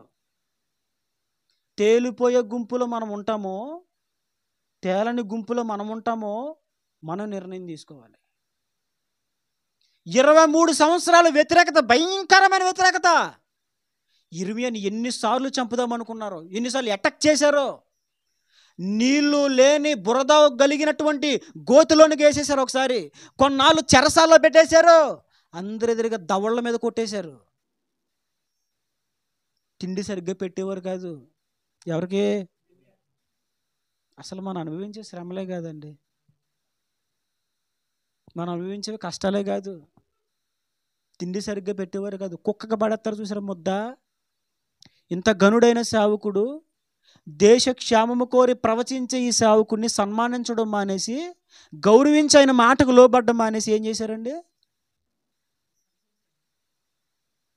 కుక్కకు అన్నం పెట్టినట్టు క్లాష్ అన్నపానములు. చివరికి ఏమైంది తెలుసా? ఏది చెప్పాడో ఇర్మియా అదే జరిగింది. బబులోను దేశపు రాజు వచ్చాడు, వీళ్ళందరినీ కూడా కుక్కలను తోలుకెళ్ళాడు. కుక్కల్ని, పందుల్ని, గొర్రెలను తోలుకెళ్తారు కదా, అలా తోలుకెళ్ళాడు. జరిగిందేంటి తెలుసా? 23 సంవత్సరాలు కష్టపడ్డాడు కదా ఈయన. అంటే చెప్తున్నాను, నీవు వాక్యము నిమిత్తం కష్టపడితే నీవు వాక్యము నిమిత్తం శ్రమ పడితే, వాక్యము కోసం నువ్వు ఓపిక పడితే, వాక్యం కోసం నువ్వు రోషంగా నిలబడితే, ఈ రోజున నీకు త్రట్టు ఉండొచ్చు, ఈ రోజున నీకు వ్యతిరేకత ఉండొచ్చు. ఒక దినం వస్తుంది, ఆ దినమున నిన్ను వ్యతిరేకించిన వారందరికీ నష్టం కలుగుతుంది. వ్యతిరేకింపబడిన నీవు మేలును పొందుతావు. ఏందో తెలుసా, వీళ్ళందరూ చెరలోకి వెళ్ళిపోతే ఇర్మియా నిలబడ్డాడు. ఎక్కడా? యెరూషలేములో. చెరలో కాదు, యెరూషలేములో. బబులోను దేశపు రాజు పంపించిన ఒక అధిపతి ఇర్మియాకి అప్పటి వరకు సంఖ్యలు వేయబడ్డాయి. ఆ సంఖ్యలు తీసేసి, సార్ అయ్యగారు మీ సంఖ్యలు నేను తీసేశాను, మీ ఇష్టం, మీరు ఈ దేశంలో ఉండాలనుకుంటున్నారా ఉండండి, లేదు బబులోను దేశానికి వచ్చేస్తారా వచ్చేయండి. ఒకవేళ ఈ దేశంలో ఉంటే ఏ ప్రాంతంలో మీరు నివసించాలనుకుంటున్నారో ఆ ప్రాంతంలో నివసించండి, నేను మీకు భత్యం ఏర్పాటు చేస్తున్నాను. ఏంటిది? జీతం. జీతం కూడా ఇస్తాను మీకు నేను. అంతేకాదు, ఇవిగోండి బహుమానాలని, గొప్ప గొప్ప బహుమానాలు ఇచ్చాడు. బబులోను దేశపు రాజు దగ్గర ఉన్న అధికారి వచ్చి, ఇప్పుడు అక్కడికి వెళ్ళి ఏం చేస్తున్నారు? వీళ్ళు చెరలో ఉన్నారు. ఇప్పుడు వీళ్ళు అందరూ ఏం చేస్తున్నారు? నాయన ఓరు బాబు, ఎక్కడి వచ్చి తిప్పలు మన మీద పడిందిరా బాబా. ఆ ఇర్మియా చెప్తా ఉంటే విన్నామే కాదు మనం, గొంతు తీసుకుని అడిగితే విన్నామే కాదు మనం, ఏనాడో మాట లెక్కే చేశాం కాదు అసలు. అయ్యో, ఈరోజు మన యాతన. సత్యమును ప్రకటించినందుకు కొంతకాలం 23 సంవత్సరాలు యాతన పడ్డాడు ఇర్మియా. కానీ ఈ రోజున ఎవరైతే వ్యతిరేకించారో వారు చెరలోకి వెళ్ళిపోయారు, ఇతను ఇప్పుడు సుఖపడ్డాడు. పూర్తి రైట్స్. ఇంకా నీ ఇష్టం, నువ్వు ఎక్కడ ఉండాలనుకుంటున్నావు, ఫ్రీడమ్. బా, ఎంత హాయి వచ్చింది. ఇప్పుడు సంఖ్యలు తీసేశారు చేతికి. మీరు చదవండి, ఇర్మియా గ్రంథం చదవండి, అవన్నీ కనబడతాయి మీకు. పిన్ టు పిన్ చూపించాలని టైం సరిపోదని మీకు చూపించట్లే, చెప్పేస్తున్నాను. దేవుణ్ణి మనం ఎలా సంతోషపెట్టగలుగుతాం? ఆయన వాక్యమును గైకొని, ఆయన కట్టడలు, ఆయన ఆజ్ఞలకు లోబడి జీవించడం ద్వారా మాత్రం మనం దేవుని సంతోషపెట్టగలుగుతాం. అర్థమైందండి? మరి అది గైకోవాలంటే ఏముంటుంది? కష్టం. ఏముంటుందండి? వ్యతిరేకత, నింద, అవమానం, వెలివేయబడతాం, దూషించబడతాం, హేళన చేయబడతాం, చివరికి కొట్టబడతాం, ఇంకా అవసరమైతే చంపబడతాం కూడా. దేనికోసం? బాగా మీ చెవులలో, మీ హృదయాల్లో ఈ మాట నాటుకునివ్వండి. దేవునిని వెంబడించేవారు దేవుని కోసం చావడానికైనా సిద్ధపడిపోవాలి. అలా ఉంటే వెంబడించాలి. దేవుని కోసం ఏం చేయాలి? చావడానికైనా. మొన్నే రీసెంట్గా ఒక సినీ హీరోని జైల్లో పెట్టారు, తీసుకెళ్ళారు. అక్కడ ఎవరో ఒక యవనస్తుడు ఆయన జైల్లో పెట్టడం ఏంటంటే, ఆయన జైల్లో పెట్టడం ఏంటని చెప్పేసి నేను చచ్చిపోతానని పెట్రోల్ వేసేసుకున్నాడంట. ఒక సినీ హీరో కొరకు ఒకడు ఏం చేస్తున్నాడు? పెట్రోల్ పోసుకొని చచ్చిపోవడానికి సిద్ధపడ్డాడు. ఎవరి కోసం? Cine hero. నీకేమైనా స్పిరిచువల్ మెసేజ్లు ఏమైనా చెప్తున్నాడా? మోటివేషనల్ స్పీచ్లు ఏమైనా ఇస్తున్నాడా నీకు? మంచి కోరాడా? హోలీ లైఫ్ అని బోధించాడా నీకు? పాప క్షమాపణ, రక్షణ కోసం చెప్పాడా? లేదు, ఏమీ లేవు. కానీ ఏంటి? ఆయన అన్నాడు, తగ్గిది లేదు అన్నాడు. వీడు తగ్గడేగా. వీడేం చేస్తాడు? తగ్గని నేను పోసేసుకుంటాడు పెట్రోల్. ఈ మధ్యలో అదే ఉపయోగిస్తున్నారు అందరు డైలాగులు. ఏమని? గొడవలు అయితే చాలు, తగ్గేది లేదు ఇక, తగ్గేది. ఏం చేస్తున్నాయి సినిమాలు? రేపుతున్నాయి, గొడవలకు రేపుతున్నాయి, గందరగోళాలు రేపుతున్నాయి. వాళ్ళ పేరున ఏదో సినిమా వచ్చింది, ఫస్ట్ దాన్ని ఏమంటారు? ఫస్ట్ షోని ఏమంటారు? అది ఏంటది? Benefit show. బెనిఫిట్ షోకి వెళ్ళి ఒక ఆవిడ చనిపోయింది. మొన్నే వార్తలు చూడండి, తొక్కిసలాట్లో చనిపోయింది. ఆ చనిపోయిన తల్లి గల కుమారుడేమో ఇప్పుడు క్రిటికల్ పొజిషన్లో ఉన్నాడు. మరి చచ్చిపోయాడు బ్రతికాడు నాకు ఇంకా తెలియలేదు. ఇప్పుడు అలాగ ఉన్నాడు కదా, సివియర్ కండిషన్లో ఉన్నాడు ఇప్పటికే. చూడండి. పనికిరాని వాటి కోసం ప్రాణాలు పెట్టేవాళ్ళు ఉన్నారు, పనికిరాని వారి కోసం త్యాగం చేసేవాళ్ళు. ఏమండి, ఒక తాగుబోతుడు కోసం త్యాగం చేస్తాడండి.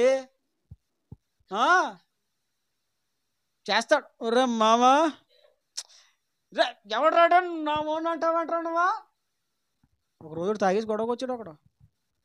ఆడు తాగేసి గొడవకు వచ్చి అదో ఏమని తెలుసా, ఎవడన్నా వచ్చాడా ఈడు జోలికాడన్నా ఇక్కడికి వచ్చి ఈయన్ని పట్టుకున్నాడని నరికేస్తానని నాకు అక్కడనే అన్నాడు. ఇంకెవడవుతాడు?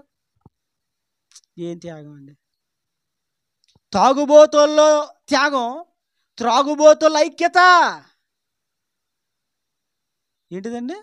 ఐక్యత అండి. ఎంత ఐక్యత! ఒకసారి మా ఆయన చెప్పాడు, మా ఆయన చూశాడంట. రాత్రి టైము ఇద్దరు తాగుబోతులు వెళ్తున్నారు. ఒక అగ్గి పెట్టి సిగరెట్లు ఒకడు వెలిగించాడు. ఎలాగా?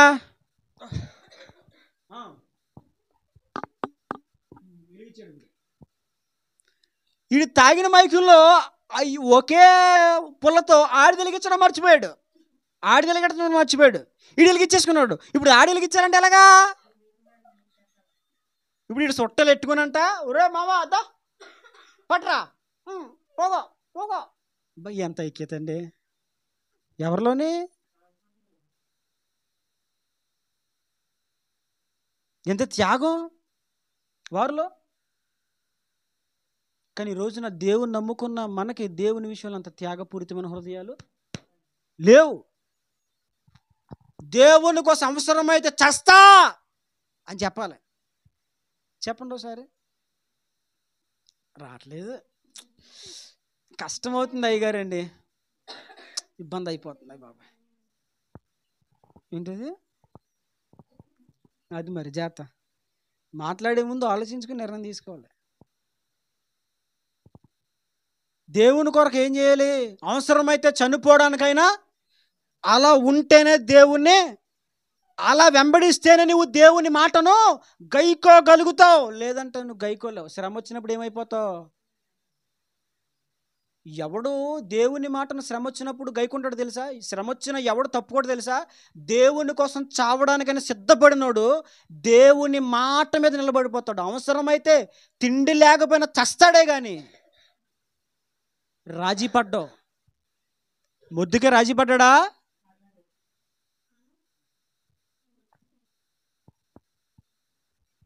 అస్సలు రాజీ పడలా. ఇదిగో ప్రపంచంలో ఉన్న అన్ని దేశాల్లో ఉన్న యూదులందరూ చంపబడుతున్నారు. కారణం నువ్వు నమస్కారం చేయలేదు. ఇప్పుడు నమస్కారం చేస్తే వారు చంపబడరు. నువ్వు చేయకుండా ఉన్నావా, యూదులందరూ ఏమైపోతారు? ఒక్కడి కోసం, ఈనాటి భాష ప్రకారంగా మాట్లాడాలంటే ఒక్కడి కోసం క్రైస్తవులు అందరూ చంపబడాలి. వచ్చిన ప్రమాదం అది అప్పుడు. కానీ ముద్దుకేం చేశాడు? నేను చావనైనా చేస్తాను, కానీ నేను నమస్కారము, ఇది దేవుని ఆజ్ఞను గైకోవడం అంటే. వీరి పట్ల దేవుడు సంతోషపడతాడు.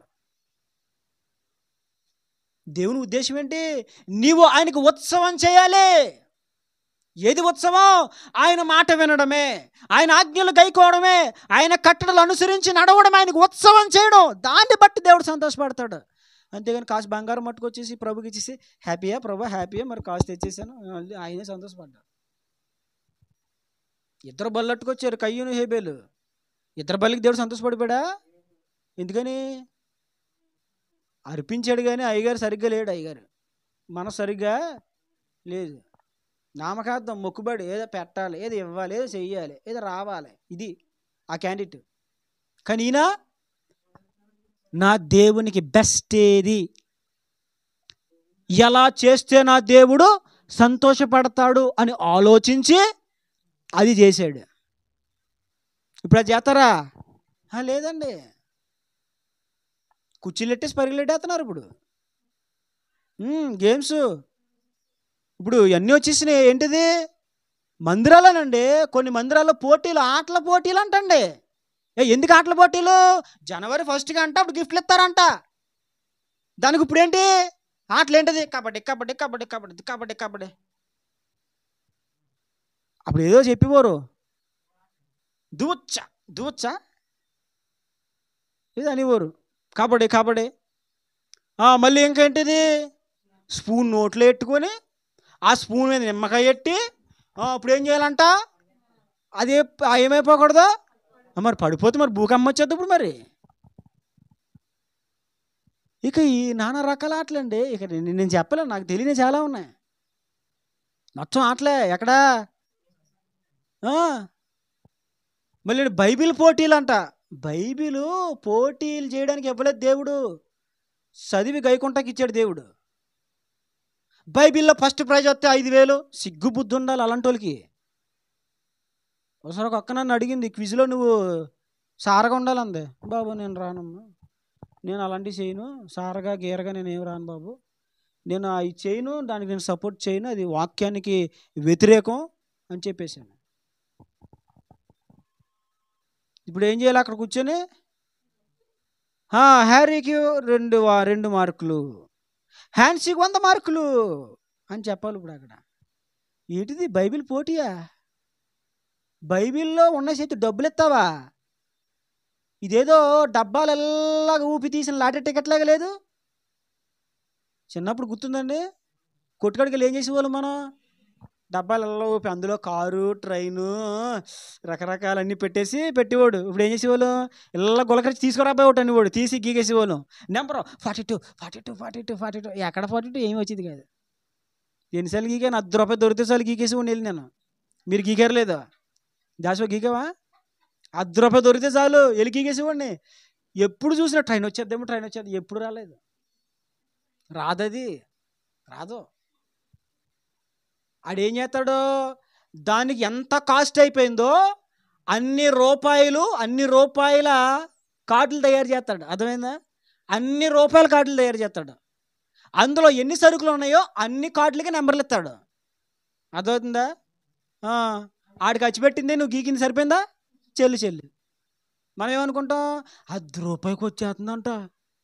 ₹10 ఏం రాదు. ఆడు చెయ్యాల్సిన ఆ తంబి బింబి చేసి పెట్టాడు. అందులో ప్రతి దాంట్లో ఏముంటుంది, మోసం లాభం.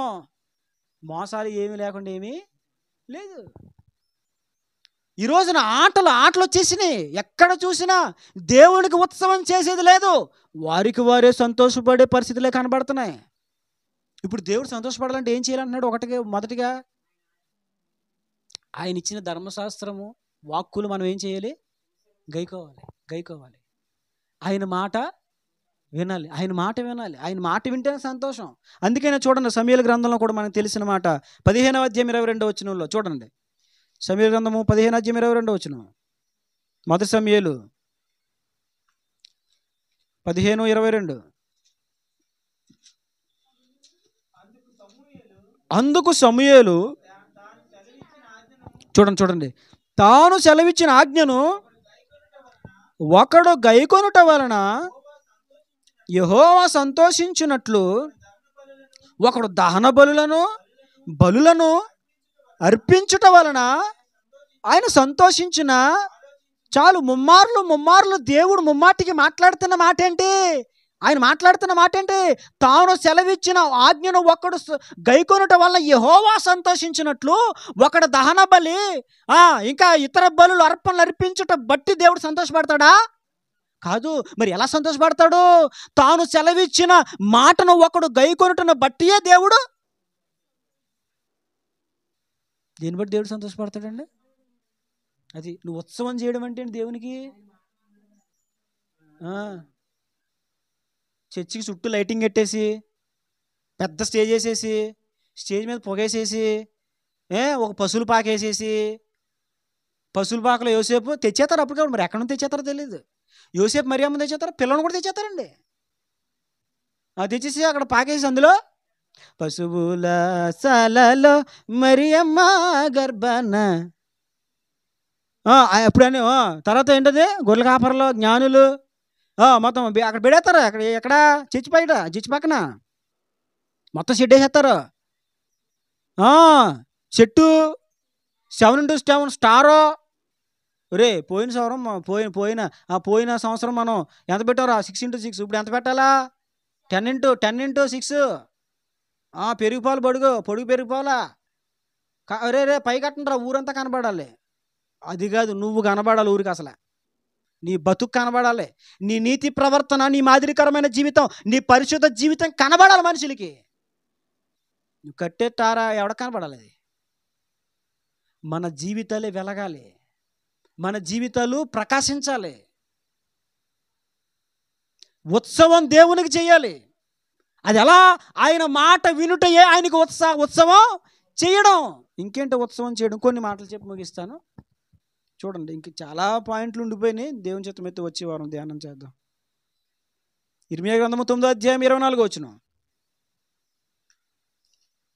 ఇర్మియా గ్రంథము 9వ అధ్యాయం 24వ వచనం.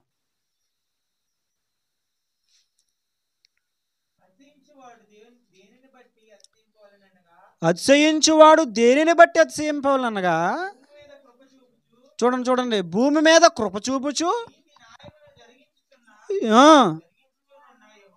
యెహోవాను నేనే అని గ్రహించి నన్ను పరిశీలనగా తెలుసుకొనుటను బట్టియే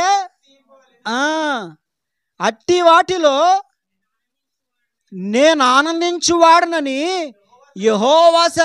ఏంటి ఉత్సవం చేయడం అంటే ఏంటి? దేవుని సంతోషపెట్టడం అంటే ఏంటి? దేవుడు ఎప్పుడు సంతోషపడతాడు మన విషయంలో? ఎప్పుడు సంతోషపడతాడంటే, ఇదిగో నీతి న్యాయములు జరిగించేవాడు ఆయనేనని అర్థమవుతుందండి. ఎవరు? నీతి న్యాయములు జరిగించువాడు, కృప చూపువాడు ఆయనేనని గ్రహించి పరిశీలనగా తెలుసుకోవాలి. ఇది చాలా జాగ్రత్తగా చివరి పాయింట్ ముగించేస్తాను. ఏం చేయాలి? కృపచూపువాడు, నీతి న్యాయములు జరిగించువాడు ఆయనేనని పరిశీలనగా తెలుసుకోవాలి. అట్టి వారిని బట్టే దేవుడు సంతోషపడతాడు. దేవుడు అన్యాయం చేస్తాడు అనేవారి విషయంలో దేవుడు సంతోషపడ్డాడు లేదు. ఆయన నీతి న్యాయములు చేసే నిజం అది నిజం. మన దేవుడు ఎవరు?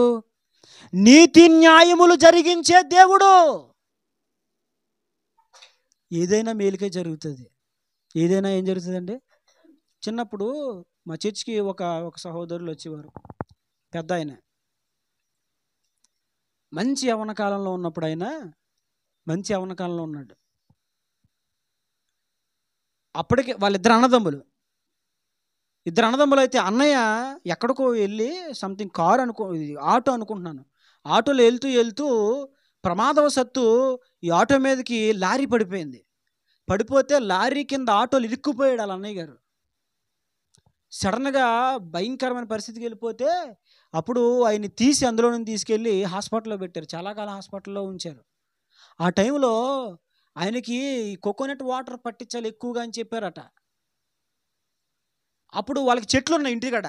తమ్ముడు ఏం చేశాడంటే, అన్నయ్యకి కొబ్బరి నీళ్ళు కావాలా, ఎక్కువ పట్టించాలని చెప్పి కొబ్బరి బోండాలు తీద్దామని అప్పుడు దాకా పేడ తొక్కాడంట. తొక్కి సరిగ్గా కడుక్కోకుండా, సరిగ్గా తుడుచుకోకుండా ఆ పేడకాలతో మామూలుగా మనోళ్ళు లోకల్లో ఏం చేస్తారు? చెట్లు ఎక్కాలంటే ఎక్కేస్తారు మనోళ్ళు. తాళ్ళు గీలేం అక్కర్లేదు, మనోళ్ళకి ఎక్కేస్తారు. ఎక్కేసి తీసుకొని తినేస్తారు, తాగేస్తారు. ఒక టవల్ ఉంటే చాలు, కాలు వేసుకొని ఎక్కేస్తారు చెట్లు. నేనే ఎక్కేసేవాడిని, టవల్ కూడా లేకుండా పాక్కుంటే ఎక్కేసేవాడిని చెట్టు. కొబ్బరి చెట్టు అండి. మా అమ్మగారింటి కూడా చెట్లు అలాగే ఎక్కేసేవాడిని. కొబ్బరి ఇప్పుడు ఎక్కలేనులే, అప్పుడు ఉన్నది ఇప్పుడు లేదు నాకు. ఎక్కేసి దిగేసేవాడిని. అలా ఎక్కుతూ ఎక్కేసాడు, బాగానే ఎక్కేసాడు. ఎక్కేసి కంగారులో పచ్చిరబ్బు పట్టుకోకుండా ఎండు రబ్బు పట్టుకున్నాడంట. ఇలా పట్టుకుని లెగ్దామని ఇలా పట్టుకుని ఇలా అన్నాడు. టపక్మని ఊడింది, పడిపోయాడు. పడిపోగానే మనిషి ముందుకి ఇలా ఫోల్డ్ అయిపోయిన వ్యక్తి ఫోల్డ్ అయిపోయినట్లుగా ఉండిపోయాడు. ఎందుకని? బ్యాక్ బోన్ ఇరిగిపోయింది. ఇలా లెగడానికి లేదు, పొడిచేస్తుంది. ఇంకెలా ఉండిపోయాడు. చేతికి అందిన కొడుకు చక్కగా ఇదేంటిది మేస్త్రి వర్క్ చేసేవాడు, సిమెంట్ వర్కే చేసేవాడు. చేతికి అందిన కొడుకు చాలా చోట్ల ఇల్లులై కట్టాడు. అప్పటికే మంచి యవ్వనంలో ఉన్నాడు, పడిపోయాడు. అంటే చెప్తున్నాను, దేవుడు న్యాయవంతుడు అని చెప్పడానికి నేను కొన్ని ఉదాహరణలు చెప్తున్నాను. కొన్నిసార్లు మనం చేసిన పాపాన్ని బట్టి మనకి శిక్షలు వచ్చినా మన దేవుడు ఎంత గొప్ప దేవుడో తెలుసా? ఆ శిక్షలో కూడా పాఠం నేర్పిస్తాడు. శిక్షించేది ఆయనే, శిక్షలో పాఠములు నేర్పించేది.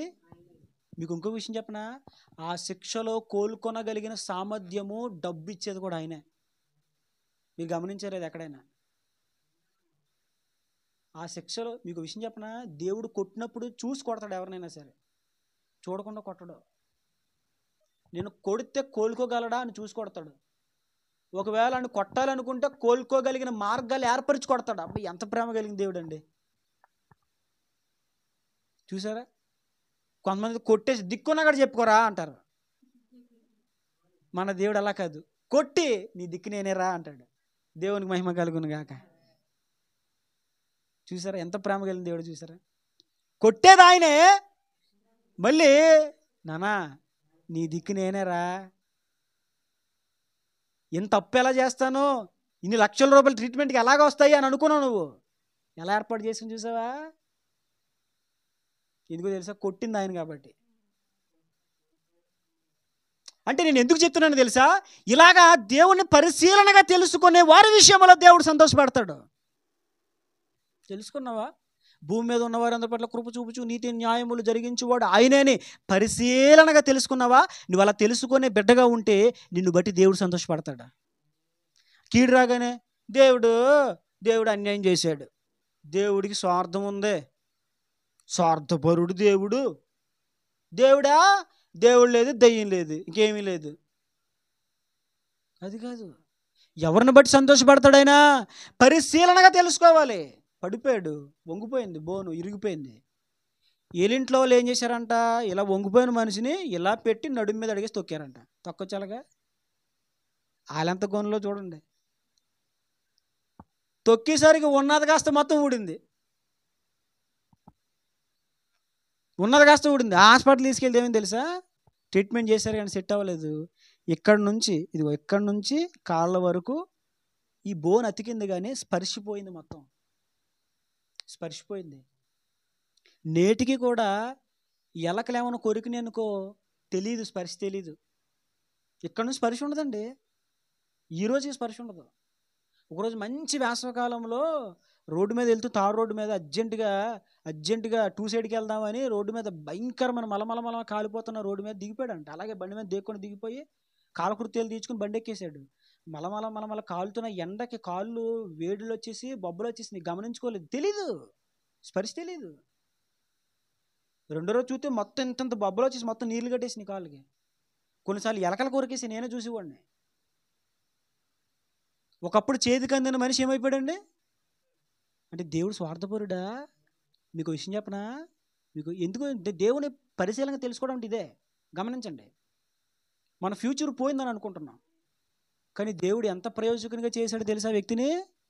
మనం పెప్పర్లో మీటింగ్స్ పెడితే మన పెప్పర్ మీటింగ్స్కి బరకాలు ఉచితంగా ఇస్తాడు. ఏ పెద్ద లారీ అయినా ఆ ఇంటి దగ్గర ఆగాల్సిందే, కాలు పనిచేయవు. కానీ ఇంటికాడ లారీ ఆగాల్సిందే తెలుసా, కిరోసిన్ వ్యాపారం చేసేవాడు. ఇప్పుడంటే కిరోసిన్ ఇప్పుడు లీగల్ కాదు, అది అదవుతుందా. అప్పుడు చట్టబద్ధమైంది కిరోసిన్ అమ్ముకోవడం కొనుక్కోవడం అనేది. ఇప్పుడైతే దాన్ని ఆపేశారు, కిరోసినే కనబడట్లేదు ఇప్పుడు ఎక్కడనే. ఇక ఆ డీజిల్ వాసన చూస్తే కొంచెం కిరోసిన్ జ్ఞాపకం చేసుకుంటున్నాం అప్పుడప్పుడు. మేము కిరోసిన్ కనబడట్లేదు ఇప్పుడు. ఆ రోజుల్లో కిరోసిన్ వ్యాపారం చేస్తూ ఒక ప్రక్కన బరకాలు కుడుతూ, మరి ఇప్పుడు కాళ్ళేగా మిషన్ తొక్కాలిగా, ఎలా కుట్టాడు తెలుసా, తల మీద ఒక కర్ర కట్టుకొని ఆ కిటికీ కాడ నుంచి ఇతను కూర్చున్న స్తంభం కాడి కింద కూర్చొని కర్ర కట్టుకొని కర్రకి పెడలు ఎలా తిప్పిపెట్టి ఇలా కింద కొంగి కుట్టినప్పుడు ఇలా లేచివాడు. ఇలా లేచినప్పుడు ఏమవుతుంది, పెడలో తొక్కుకుంటుంది కదా. ఇక్కడ ఏమవుతుంది, మిషను ఇలా మెడలేపుతూ ఇలా బరకాలు కుట్టాడు. కొన్ని వేల బరకాలు కుట్టి బరకాలు అద్దెకిచ్చి కుటుంబాన్ని పోషించి ఇల్లు కట్టాడు. ఈ రోజున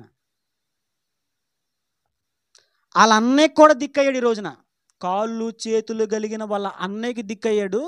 అన్నయ్య కూతురికి అమెరికా అబ్బాయినిచ్చి పెళ్లి చేశాడు. కాళ్ళుంటే ఏమవుతాడు. వాళ్ళ తోబుట్టులు ఏం చేశారు అదే చేస్తాడు కూడా. పరిగెత్తి అక్కడికి పోయి ఇక్కడికి రారా, ఒరే ఆడ సందుకాడికి రారా, ఒరే మన ప్లేస్ ఉంది కదా ఆడికొచ్చే, ఎక్కడికొచ్చేయాలి, ఒరే ఇక్కడికి వచ్చారా, ఎక్కడా మన కొడుకుడికి వచ్చిదా, వచ్చి ఏంటి ఎందుకు రావాలి, గంతులేయాలి కదా. 4-5 మాటలు చెప్పుకోవాలి కదా, ఎగిలి మాటలు చెప్పుకోవాలి కదా, ఆడి గురించి వీడి గురించి చెప్పుకోవాలి కదా, మాట్లాడుకోవాలి కదా. అంటే ఎందుకు జరిగింది? మేలుకా కీడుకా? ఈ రోజున కుటుంబానికి వెన్నిగాడిగా నిలబడ్డాడు, కుటుంబంలో ఒక స్తంభముగా నిలబడ్డాడు. ఎవరో అర్థమైందా? మరి అది ఇప్పుడు దేవుడు న్యాయవంతుడా అన్యాయస్తుడా? న్యాయవంతుడు నా దేవుడు. అంటే ఆ కీడును కూడా ఏం చేస్తాడు? మేలుగా. మనం చాలా మంచి దేవుడిని కలిగి ఉన్నాం. మరి ఇప్పుడు ఇంత మంచి దేవుడని, ఇన్ని గొప్ప ప్రణాళికలు మన పట్ల కలిగి ఉన్నవాడని, ఆయన ఆలోచనలు అగమ్య గోచరమని, ఆయన విధానాలు చాలా ఉన్నతమైనవని, ఆయన ప్రణాళికలు చాలా శ్రేష్టమైనవని నీవు పరిశీలనగా తెలుసుకోవాలి. తెలుసుకోకపోతేనే మనం ఏం చేస్తాం? దేవుడు అన్యాయం చేశాడు, అన్యాయస్తుడండి. బైబిల్ ఏముంటుంది? కృపచూపు వాడని, నీతి న్యాయములు జరిగించువాడని పరిశీలనగా తెలుసుకోవాలి. అట్టి వారి యందు నేను ఆనందించువాడనై ఉన్నాను. దేవుని ఉద్దేశం ఏంటి చెప్పండి చివరిగా? దేవుని ఉద్దేశం ఏంటి? Main point. దేవుని ఉద్దేశం ఏంటి? ఉత్సవం చేయాలి. చివరికి ఒక మాట చూడండి, బైబిల్లో చూపిస్తాను. హెస్కేలు గ్రంథం 33:11. 33:11.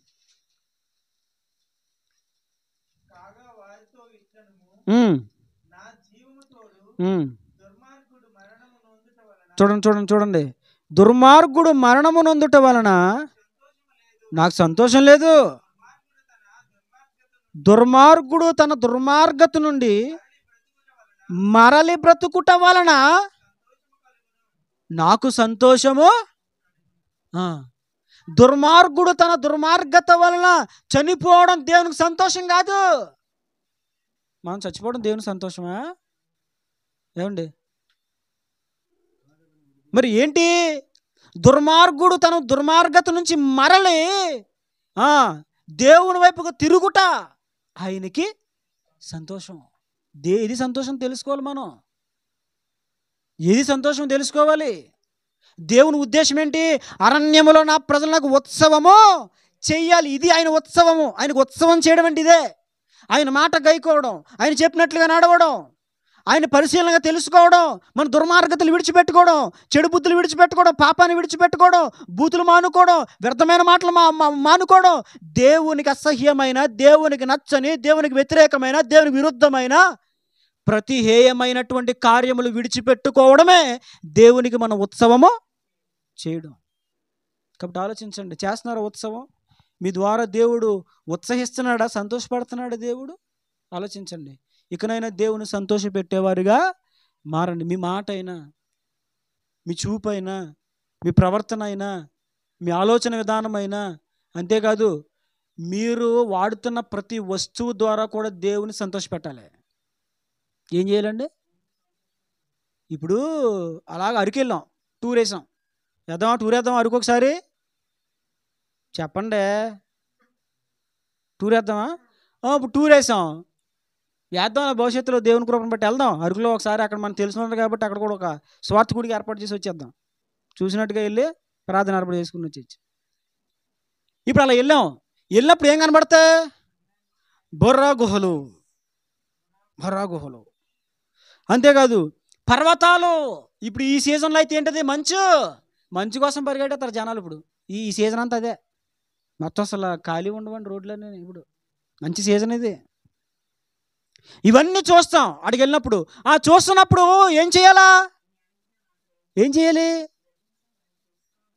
భలే ఉంది, నాకు చాలా ఇష్టం. ఆ వాటర్ చూసాము, భలే వెళ్ళిపోతుంది, భలే వచ్చేసింది. ఆ కొండ చూసావు ఎంత బాగుంది. అది కాదు. అవి చూసినప్పుడు ఏం చేయాలి తెలుసా? ప్రభువా, నువ్వు చేసిన సృష్టికై స్తోత్రాలయ్యా, దీన్ని బట్టి దేవుడు సంతోషపడతాడు. బాగుంది, భలే ఉంది, బాగుంది. నీ నోట్లో ఎప్పుడు అదే మాట. ఏంటది? బాగుంది, భలే ఉంది, భలే. అబ్బా, సీకేతావు అక్కడ ఐస్ క్రీములు. కనబడింది ఎప్పుడో కనబడితే, కొంచెం వింతైంది ఏదైనా కనబడితే, ఏదో ఇప్పుడు పచ్చడి తిన్నంతగా అది కాదు, మరి ఏం చేయాలి? ఏం చేయాలి? ప్రభా, ఇంత సృష్టిని చేసావా? కొన్నిసార్లు ఆ పర్వతాలు, ఆ గుట్టలు అవన్నీ చూస్తూ ఉంటే నాకు భయం కలుగుతూ ఉంటుంది. ప్రభా, ఇదంతా నీ మాటతో కలిగిందా? ఇంత సృష్టి ఒక్క మాటతో ఆకాశము కలుగునుగాక, భూమి కలుగునుగాక, ఆ జలము ఈ జలము విభజింపబడి విశాలమైన భూభాగం ఏర్పడునుగాక. ఇవన్నీ ఎలా కలిగినాయి? క్రెయిన్లో వచ్చి పోయలేదు, బ్లేడ్ ట్రాక్టర్లో వచ్చి తోయలేదు గుట్టలో. మరి ఎవరు చేశారు ఈ సృష్టి? చూసినప్పుడు ఏం చేయాలి? అంటే ప్రతి దానిని బట్టి నువ్వు దేవుని సంతోష పెట్టాలి. నువ్వు అది చూసినప్పుడు అవే భలే ఉంది కాదు, ప్రభా నీకు స్తోత్రం నాయన. సముద్రం దగ్గరికి వెళ్ళినప్పుడు నేను దేవుని స్తుతిస్తాను. ప్రభా, సముద్రానికి ఇసుకను సరిహద్దు వేసావా? ఎంత గొప్ప దేవుడు నాయన. సముద్రమే ఎంత బలమైనది అయితే నువ్వెంత బలవంతుడు నాయన. అది చూసినప్పుడల్లా దేవుని పట్ల ఒక కృతజ్ఞత భావము. Thank you lord. ఎప్పుడైనా సంతోషించారా? అలాగా సంతోషపెట్టారా దేవుణ్ణి? నువ్వు వాడే ప్రతి వస్తువు ద్వారా కూడా దేవుణ్ణి, నీకు ఫోన్ ఉంది, నువ్వు ఫోను వాడే విధానం బట్టి కూడా దేవునికి ఏం రావాలి? ఈరోజు వీధి మూలన అన్నసంతర్పణ జరిగింది, ఆ స్టేటస్ నీకెందుకు? ఇక్కడ ఫలానాలు వచ్చారు ఈ రోజున, అది నీకెందుకు? అది కాదు దేవుని సంతోషాన్ని కలిగించేది. ఏంటి? నీ ఫోన్స్లో, నీ యాప్స్లో దేవునిని గూర్చినటువంటి మాటలు రావాలి. దాన్ని బట్టి దేవునికి ఉత్సవం చేయాలి. ఆయనకి ఎక్కడున్నా ఉత్సవం చేయాలి ఆయనకి. అంతేగాని క్రిస్మస్ రాగానే వచ్చేసింది క్రిస్మస్, సందడే ఇది కాదు అసలు. నీ ఫోన్లో ఉన్న డేటా ద్వారా కూడా దేవుని సంతోషం రావాలి. ఇంకా క్లియర్గా మాట్లాడాలంటే నీ ఫోన్లో ఏ డేటా ఉంది తెచ్చి ఫోన్లు ఇవ్వండి, చెక్ చేస్తాను. ఈ రోజుదా ఫోన్లు ఇవ్వండి. తెచ్చారా? ఫోన్లు తెచ్చారా? మీ డేటాలను చెక్ చేస్తాను. ఫోన్లు ఇవ్వండి. తీయట్లేదంటే మీ ఫోన్పేలో ఫోన్లే నేను డ్రా చేసేసుకోనిలే, డేటా చూస్తాను, ఇవ్వండి. ఇవ్వట్లేదంటండి. చూసారా? అంటే ఏంటి? నా ఫోన్ అడగండి, మీకు ఇస్తాను. ఇప్పుడు చూసుకో డేటా, సమస్య లేదు. అబ్బే మనకు దాపారికలు ఏముండవండి. నా ఫోన్ ఎవరైనా నొక్కుతారు. సార్వత్రిక సంఘం నా ఫోన్ నా భార్య తీసుకుంటుంది. ఇదిగో ఈ పిల్లలు వీళ్ళు కూడా నొక్కుతారు, వీడియోలు చూస్తారు. మా చెల్లి తీసుకుంటుంది, అదిగో మా బెదరగారు తీసుకుంటారు, ఇదిగో మా గురుగారు ఈయన తీసుకుంటారు, అదిగో మా అమ్మగారు తీసుకుంటారు, అందరూ తీసుకుంటారు. నా ఫోన్ అందరు తీసుకుంటారు, ఇచ్చేస్తాను. అంతేగాని ఫోన్ ఇమ్మంటే అని వస్తుందంటే ఏంటి? ఏదో దాసావు అందులో, అది అందులో ఏదో దాసావు. ఇదేనా దేవునికి ఉత్సవం చేయడం అంటే? ఇదేనా దేవుని సంతోషపెట్టే విధానం అంటే? ఇదేనా? పనికిరాని చెత్త ఎందుకు ఫోన్లోని? నీ ఫోన్లో ఉన్న డేటా ద్వారా కూడా దేవునికి సంతోషం రావాలి. రాకపోతే నీ ఫోన్ వేస్ట్. నీ ఫోన్లో ఉన్న డేటా దేవునికి విరుద్ధంగా ఉంటే నీ వలన దేవుని గాయాలు రేగుతున్నాయి. ఆ రోజు ప్రత్యక్షంగా కొట్టే రోమా సైనికులు చీల్చారన్న దేహాన్ని, కానీ రోజు చీలుస్తున్నావు దేవుణ్ణి. గుర్తుపెట్టుకోవాలి మాట. నీ ప్రవర్తన ద్వారా, నీ ఫోన్ ద్వారా, నీ నడవడిక ద్వారా, నీ మాటల ద్వారా ప్రతిరోజు దేవుణ్ణి ఏం చేస్తున్నావు? నువ్వు చీలుస్తున్నావు. భయంకరమైన కొరడాలు వాడి చీల్చేశారని దేహాన్ని. నువ్వు అంతకంటే భయంకరంగా చీలుస్తున్నావు దేహాన్ని. మర్చిపోక ఈ మాట. దేవుడు 2 సార్లు 3 సార్లు మాట్లాడుతున్నాడంటే ఏంటి? లోబడమని మాట్లాడతాడు దేవుడు. కనుక మనం తెలుసుకోవాలి, ప్రతి విషయంలో మనము దేవునికి ఉత్సవము చేయాలి. నీ పుట్టినరోజైనా, నీ పెళ్లి రోజైనా, నువ్వు బాప్తిసం తీసుకున్న రోజైనా, ఇల్లు కట్టుకున్న రోజైనా, ఏదైనా ప్రతి దాని ద్వారా దేవునికి ఉత్సవం చేయాలి. నువ్వు దేవుని సంతోషపెడితే దేవుడు నేను సంతోషపెడతాడు. నన్ను గణపరిచే నేను గణపరుస్తానని చెప్పాడు ఆయన. నన్ను తృణీకరించి వారు తృణీకారం పొందుతారని చెప్పాడు ఆయన. కాబట్టి ఆయన ఉద్దేశాన్ని తెలుసుకుందాం. ఇక నుంచి దేవుని సంతోషపెట్టేవారుగా మనం మారిపోదాం. దేవుడి మాటలు మన వెనుకలు దీవించును గాక. ఆమేన్. మోకరించండి, ప్రార్థన చేసుకోండి.